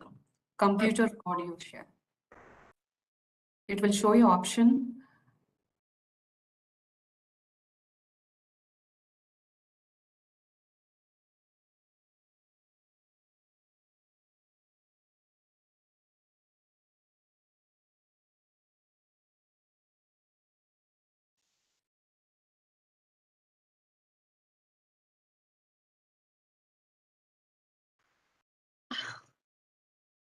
No, unable to see the video now. Yeah. Okay. I'll just show the presentation itself. Okay.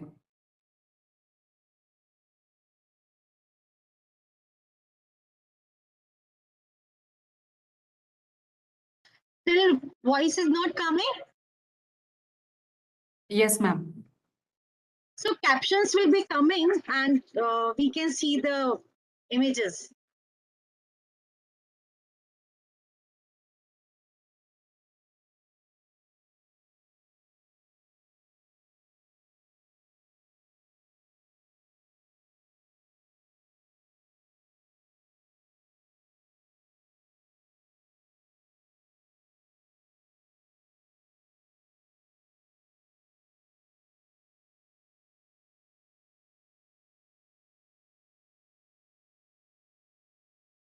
It's a very nice video. I'll share the link to everyone, and I'll just share my presentation.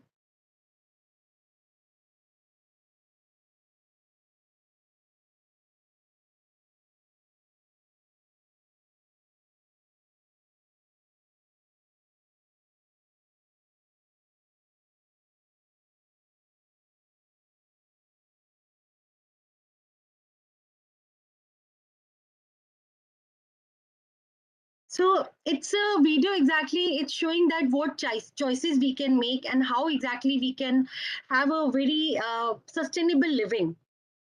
And I'm sure like all will enjoy this video. I'll share the screen link for this. So women are the hidden conventional decision makers. Either it is for family, it is for society, or any organization. And women has a very strong role in each and every profile that she does. Women is blessed with a very natural gift of higher emotional quotient, commitment, multitasking, passionate and persistence. And she is blessed with abundance of love and care. And to cater the sustainability movement. Exactly, these are the things that are required to take this persistently. And women are the main influencer to lead the sustainability movement.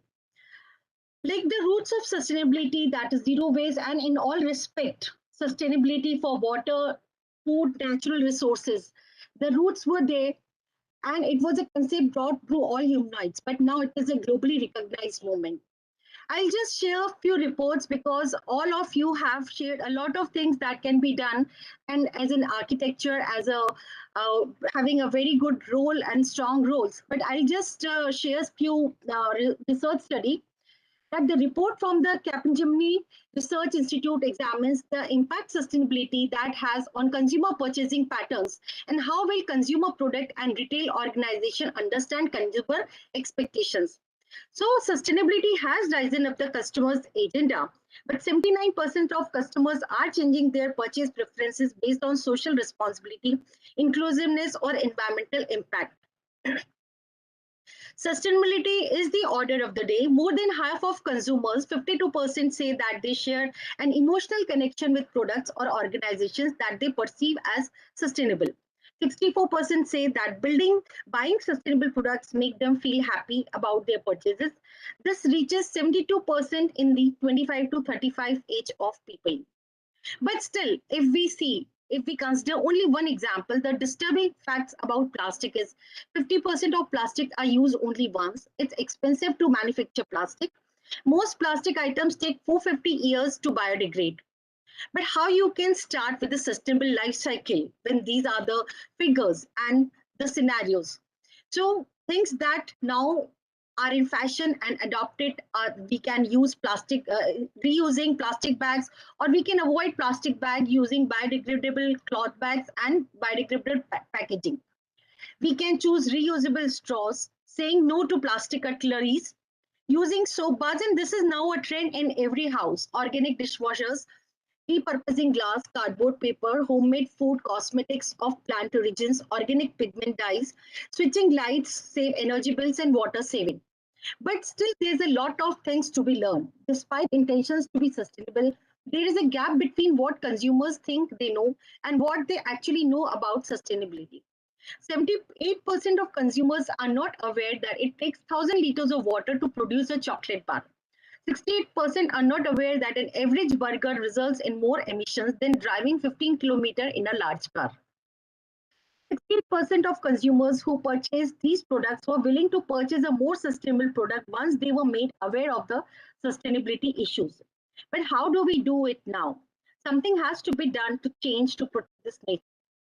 So I have seen that like whenever we are in IGBC or very intellectual forums, so there are a lot of things that have to be educated to the people and especially to the females, because female are the centric people who exactly influence to take any decision.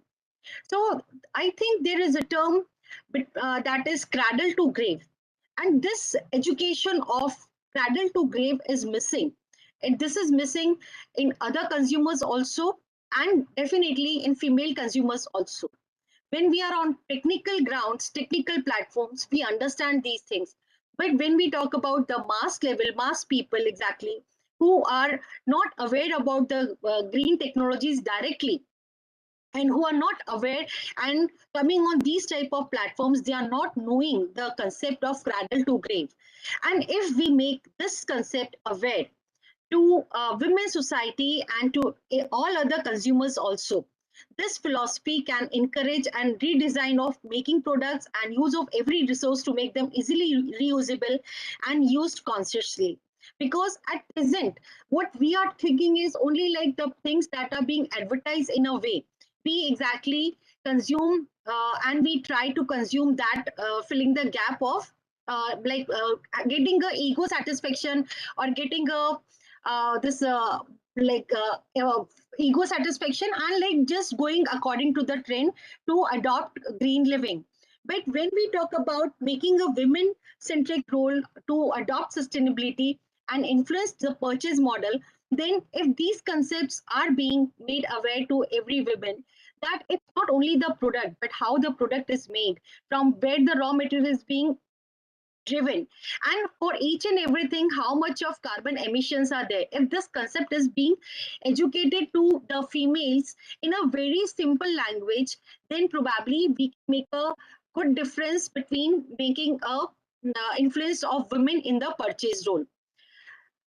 So many people are knowing that refuse, reduce, reuse, recycle, and rot is one of the things that people are trying to manage.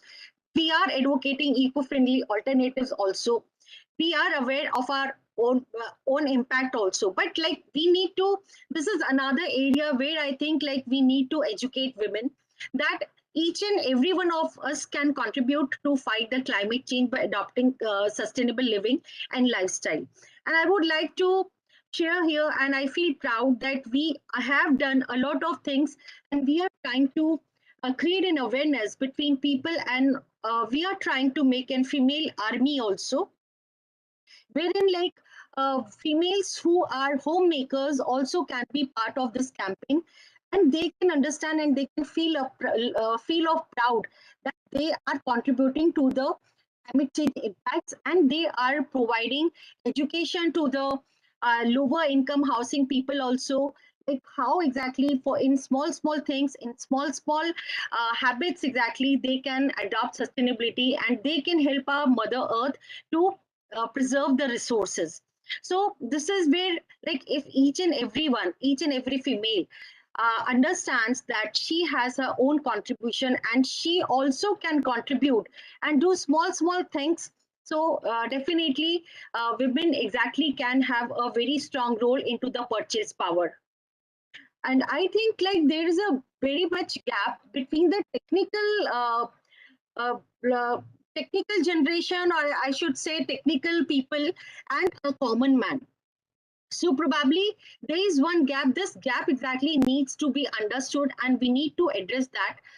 Typically, when we are on the same platform of green building, we all know that these are the areas wherein like we have to take an action. But when we talk about the mass level people, the common citizens and common women power, then there's a lot of gap between this in education and awareness of the basics. Though if we go into the basics, the women is actually a very sustainable female itself, because they recycle clothes, they save water, they save electricity. But many other things are there, like I said, that if we make them aware about the concept of cradle to grave, then like probably we can exactly influence and make the purchase more green in the day-to-day life also. So this is where exactly we can make an impact, and women can have their role of green purchase. A convenience of the environment is not convenience at all, and I'm passionate to promote sustainable and combat UHI impacts. Thanks, but I would like once more a chance to just share this video.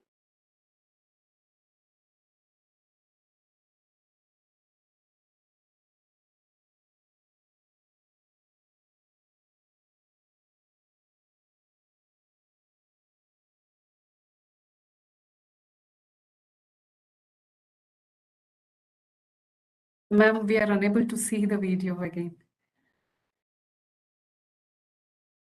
Video is And- also not visible? No, ma'am, it's not visible. And we're also short of time. Okay, fine.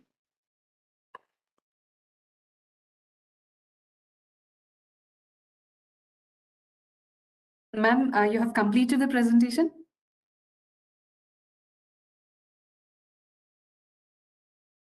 Miss Neetu? Hello. Yes. Yes, ma'am.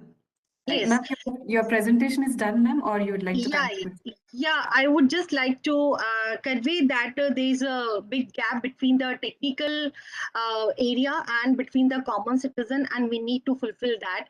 And when a common female of every house will be educated for this concept, then probably we can make a great change, because women are the change makers of every house and our society, and definitely for our country. Thank you. Thank you, ma'am. Thank you so much for your presentation. So definitely, yes, products and materials play a major role when we talk about sustainability. And you have addressed through various insights on how the cradle to grave or cradle to cradle can be addressed in our manufacturing industry. And you have encouraged many women to take part of this journey as well. Thank you, ma'am. Now, I would like to invite our last speaker, but very influential, and Ms. Sofia Firdos. She's the director of Metro Group. She holds a management degree in leadership management from Leadership Management International Inc. USA. Ms. Sofia is the next generation entrepreneur who has been successfully leading the business to new heights. She wears multiple business hats and steers operations, management, marketing, and overall growth of the business. She's the coordinator, East Zone at CREDAI National Women's Wing, and also co-chair for our IGBC Bhubaneswar chapter, as well as our CI Young Indians at the Bhubaneswar chapter. Over to you, Ms. Sophia. First of all, I wish you all a very happy Women's Day, and sincere thanks to IGBC for having me here today to speak on such an important subject on this auspicious Women's Day. All my earlier eminent speakers have already spoken about the principles of green building, the Panchabhutas, and how the green building cycle can be maintained throughout, from the design stage through the construction stage as well as in the operation stage. Now, as a developer myself, I would just like to throw some light on the behavioral change that we have seen in the choice in choosing homes by current home buyers, especially women and youth, as well as the best practices that can be adopted in residential buildings. So like Neetu ma'am has already spoken about women, and we know it very well that in the post-pandemic world, when people stayed inside the walls, four walls of their home, occupants realized the importance of health of these spaces. So according to a report which has been published by Colliers Research, the real estate market itself is expected to reach USD 1 trillion by 2030, and it will contribute about 13% of the country's GDP by 2025. And we all know that real estate itself generates trillion tons of waste and pollutants. It alone consumes about 40% of the natural raw material, 25% water, 30% of the resources of energy, and emits around 40% of the greenhouse gases and waste. So it is so important to ensure that a real estate project which comprises of individual homes, the residential buildings, the commercial building, institutional, and all kinds of developments, all they have to go green, because the future is green. And like Neetu ma'am told, that women definitely have a higher level of socialization to care about others, and they are more socially responsible. So what we have seen in the recent 2 years since COVID is that now when home buyers are coming to choose their homes, they know something about green. They are talking about sustainability. It is no more a new subject. So that feels very good. Especially, we all know that women are the ones who are more inclined towards organic products. And when you see eco-friendly bags, we don't see men carrying those bags. It's women who are actually carrying those bags. So now, like, skincare products are also going vegan-free, eco-friendly. So we see that there has been a shift in the way women used to use products, and as well as their behaviors, and as well as youth, because youth are also aware about the climate crisis. Sick building syndrome is something which is also very much common, where people feel discomfort and health issues when they spend a lot of time indoors. Sophia So, ma'am, yes. sorry for interruption. Would you like to share your screen, or it's just going to be talk? Yeah, it's I'll just share my screen in a while. Okay, fine. Sorry. So, like we spoke about Panchabhutas, everything about green is traditional. Traditional architecture, it took into account all the climatic conditions. When you go to a house in Rajasthan, there you will find a big courtyard because of the open, and it kind of absorbs the heat, and less sunlight goes into the rooms. And also these kind of ancient architectural practices and modern innovations, if combined properly, is how green will work. So I would also like to throw some light about how women can actually make choices, because when we see women home buyers coming and just looking into the drawings and seeing that we need a bigger kitchen, we need a utility space, we need a storage space. Now, actually, women can start looking into the small things about what is the green cover in the project. Like, what are the variety of plants used? Are they native plants or are they exotic plants? And they can also look into light fittings. How do we choose to have energy efficient lights in the apartment, are there or not? Similarly, what are the water saving measures? Rainwater harvesting system is there in the project or not? The windows, insulation in the windows. These are the small areas I think women can start looking into, which will make a big change in the way they make choices. And also this would put a pressure on the developers to start adopting green practices. And we are also very much thankful to the government, because MOEF department has already made it mandatory for high-rise apartments, like and apartments having more than 20,000 square meter, to get clearance from the environment department and pollution department, wherein all the parameters of green are already met and covered. Like we have handed over one project that is registered with IGBC for gold rating, and all measures are being taken there. We have also used low flow fixtures. We have tried to adopt all the fixtures and fittings and all the measures so that the building can be green and we can take the rating very soon. I would just share my screen to take you through the best practices that can be adopted.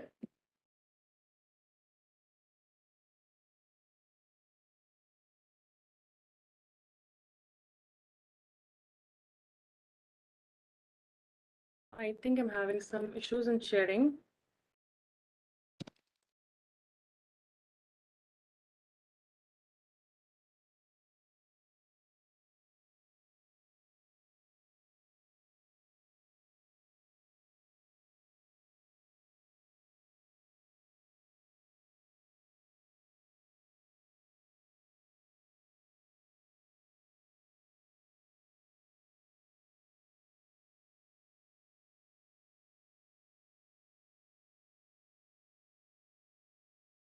Can I speak because I'm unable to share my screen? Okay, fine, ma'am.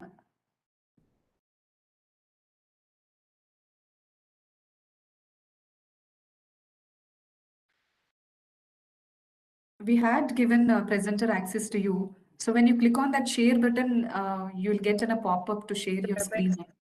Right, the WebEx was not there in my system. I just installed it. Okay. Can you Fine, share ma'am. the presentation from your end? Okay, fine, ma'am. We'll do that. Okay, so we have already spoken about the few of the best practices in residential buildings.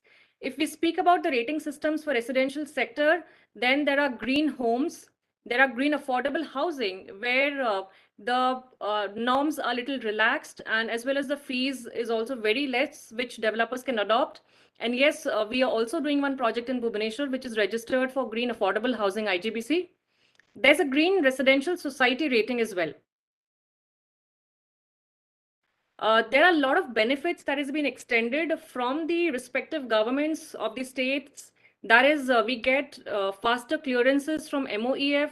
There is incentives given to the developers in terms of additional FSI, whoever opts for green building for new buildings, as well as we see that there are also for the existing buildings, we get rebate in terms of lesser holding tax prices and all waivers in the holding tax rates.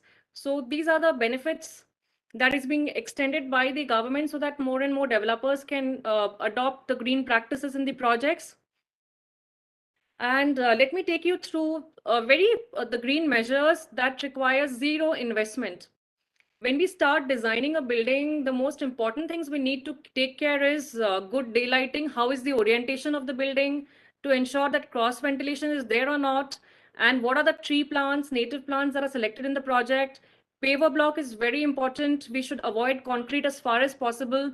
Low VOC paints is also beneficial for the health and well-being of the inmates, the residents who stay in the apartment. Local materials, it's very, very important to try and source local materials as much as possible. It is no more fancy to import marbles from Italy or from outside. We should try to use whatever is locally available.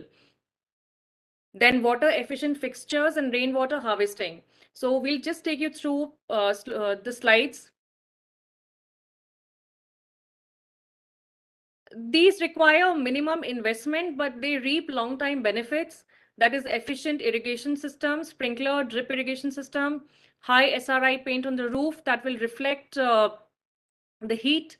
Similarly, electric charging facility for vehicles, and now a lot of incentives are also being given for this.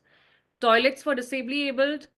On-site renewable energy, this has also become mandatory to go for solar energy for common area lighting, as well as solar heating system, organic waste converter, composter, exhaust for kitchen and toilet, and water metering. These are the IGBC projects, green projects. This is a beautiful retirement community. So much green and local material is used everywhere. Existing trees are retained, grass pavers are used. SRI paints looks like this, and there's a roof garden as well. So this reduces the heat and the energy consumption drastically. This is important. We do it for existing project as well. All the topsoil that is removed, it is kept in a place and it is covered properly, and then we reuse it again for backfilling. Heat island effect is very nice. Instead of going for expensive things, we can just go for creepers, which reduce the heat. So these are simple practice of water conservation: percolation pits, collection ponds, storage tank, that is rainwater harvesting pits. Then filters are there, as well as borewell is done. So this is the rainwater harvesting pits. This is almost mandatory in all the projects. These are the few small measures that an individual homemaker can also do. We can do it in our individual homes as well, just by adding low flow fixtures, by adding aerators, as well as going for the fittings that commode with low flow flushes and metering system to see how much water is consumed. But aerators are very, very cheap and very much beneficial. This is how a toilet is. The typical toilet, which consumes so much liters per minute. And sewage treatment plant. Sewage treatment plant has also become compulsory in most of the projects, even in Bhubaneswar and other states as well. For any project above 500 square meter, it is mandatory to go for an STP. And dual STP, as only use of STP is not sufficient, because again we need to discharge the water, treated water. So we always go for reuse of the water that is discharged. We can reuse the water in gardening, car washing, as well as in the dual plumbing, like flushing systems. Few measures of energy conservation: the size of the window, the orientation of the window, the glass used in the window. These all play a very important role to reduce heat drastically.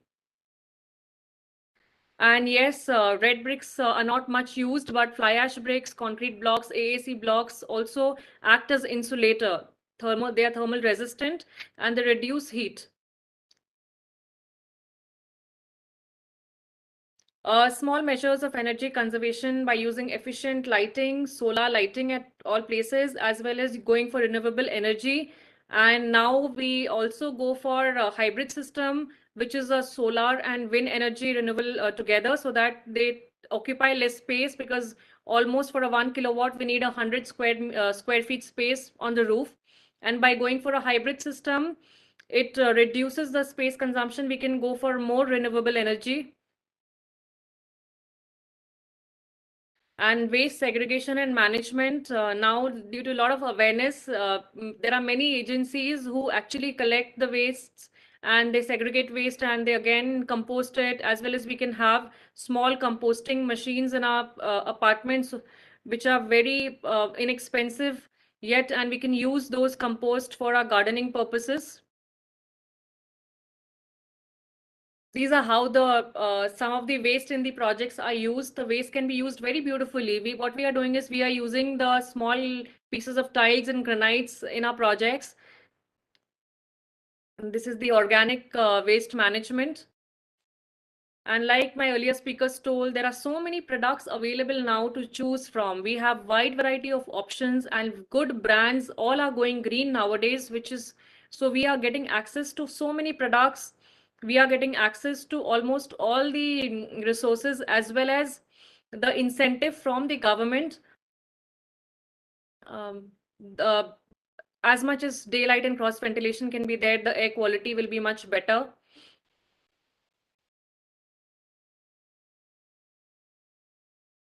This is definitely efficient planning. That's very much right. There is lack of awareness amongst the developers, lack of awareness amongst the common people about green. But still, in the last 2 years of pandemic, people know about sustainability.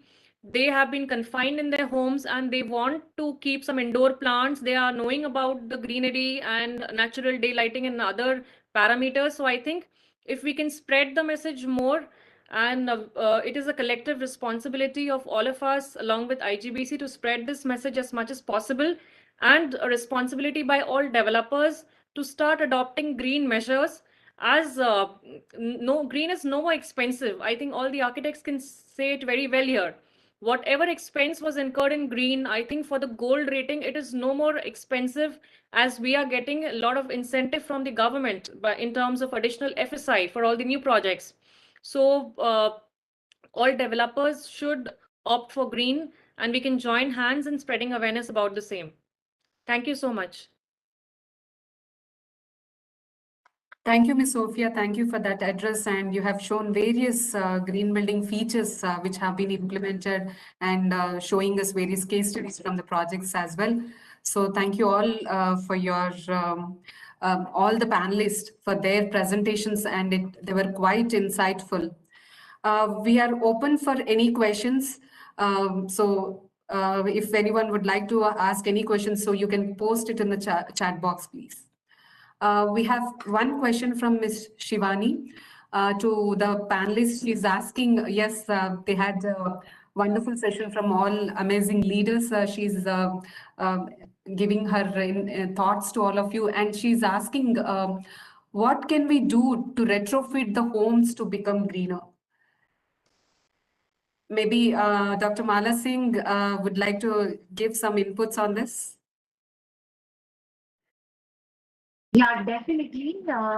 It depends upon the size of the home. First thing is whether it is a bungalow or it is an apartment.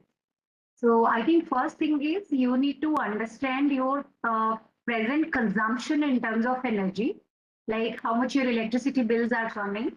So you need to look into that aspect, that how much you are spending as a cost and what are the units you are basically having in the electricity bill.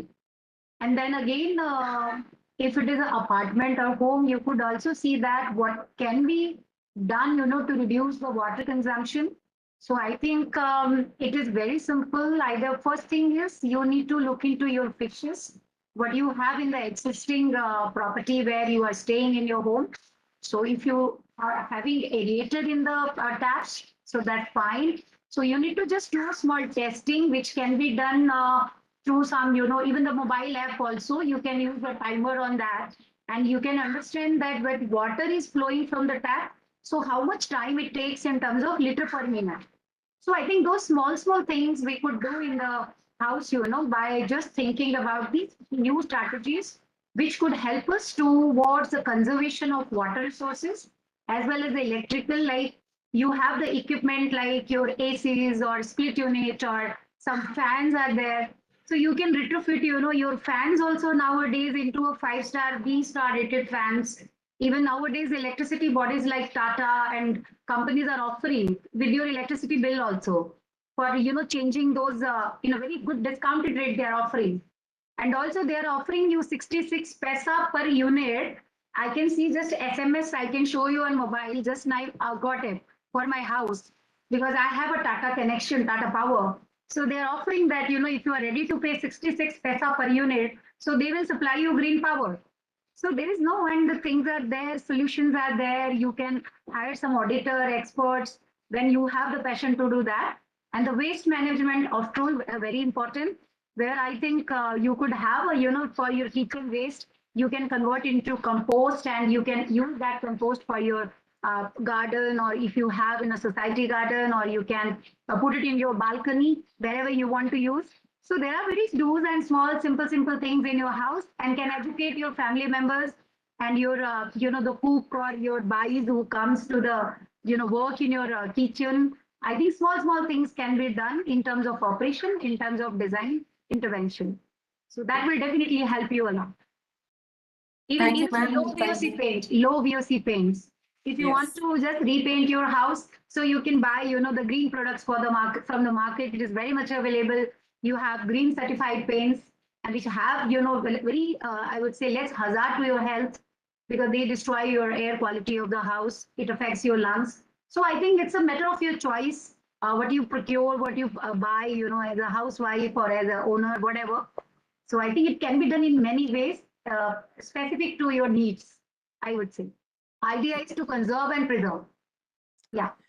Thank you, Dr. Mala, for that insights. So yes, they can do definitely various measures, and step-by-step procedure would help out them. The next question is to Architect Purva. So they would like to know on if they have to involve or have the green education part of the curriculum. What are the steps they have to take, and how it can be taken? Yeah, it is a very important question, because generally what happens is colleges have to follow certain syllabi, and they don't have the power to change or modify the syllabus.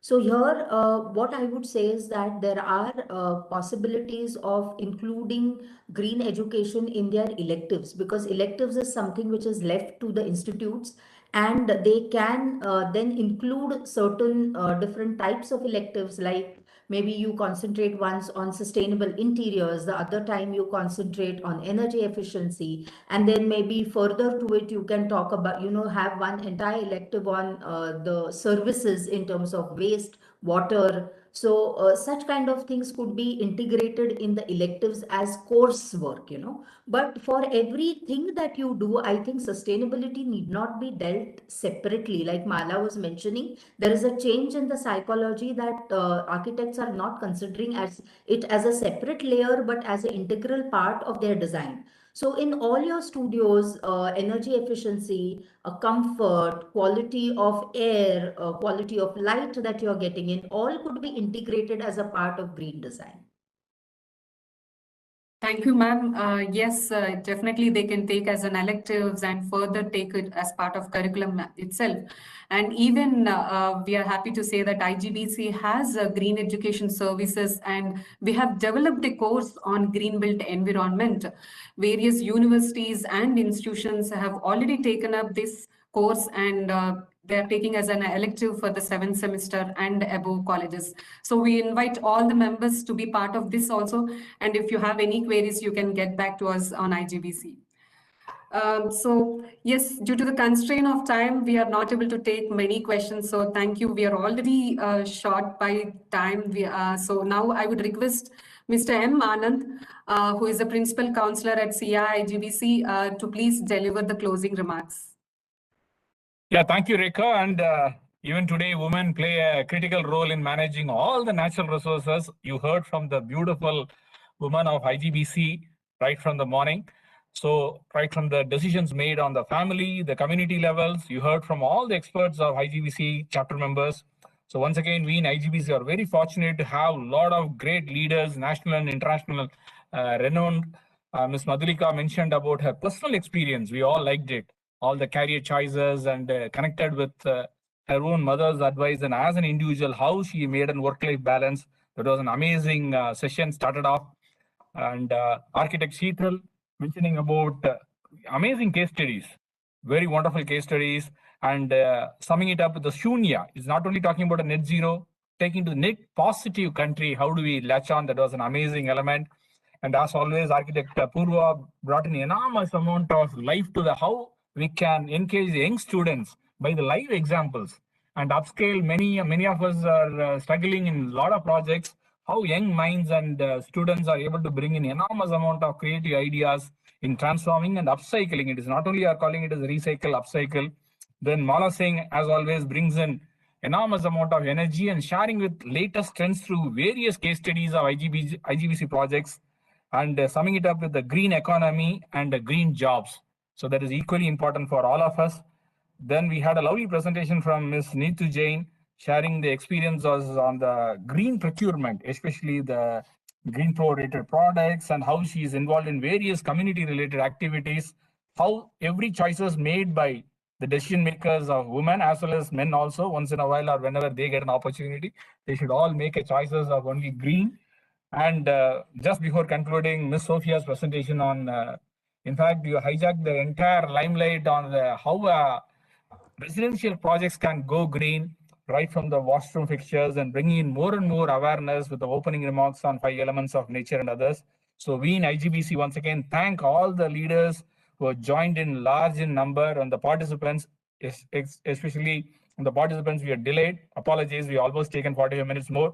So the women leaders for paving the way for a sustainable future.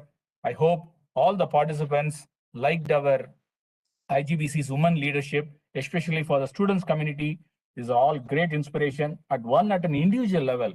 How I personally as well as professionally I can grow and contribute in the sustainability space. Then getting into the community and then country, as Malaji and all other speakers mentioned about Honorable Pradhan Mantri committing on behalf of every one of us in the Glasgow recently. India should become a net zero carbon emitter by 2070. We need all your volunteerism, and led by women. Actually, we men will all follow you. Thank you once again. Wish you all a happy Women's Day. Thank you very much. Thank you so much. Thank you, everyone. Thank you, Rekha. Yeah. Thank you, Mr. Anand, for that closing remarks. And we once again thank you all the panelists for taking their time, busy time, and presenting to us the various aspects and different fields you have addressed in sustainability. All the participants would have got a lot of insights, and we are sure they will take forward this. And also, finally, we thank once again all the participants to be a part of this event and making it successful. Once again, happy Women's Day to all of you. And with this, we end the close of this session, please. Thank you. Thank you. Thank you, Rekha. Thank you, Rekha. Thank you very much. Have a great day. Thank you. Thank you. Thank you, everyone. Thank you.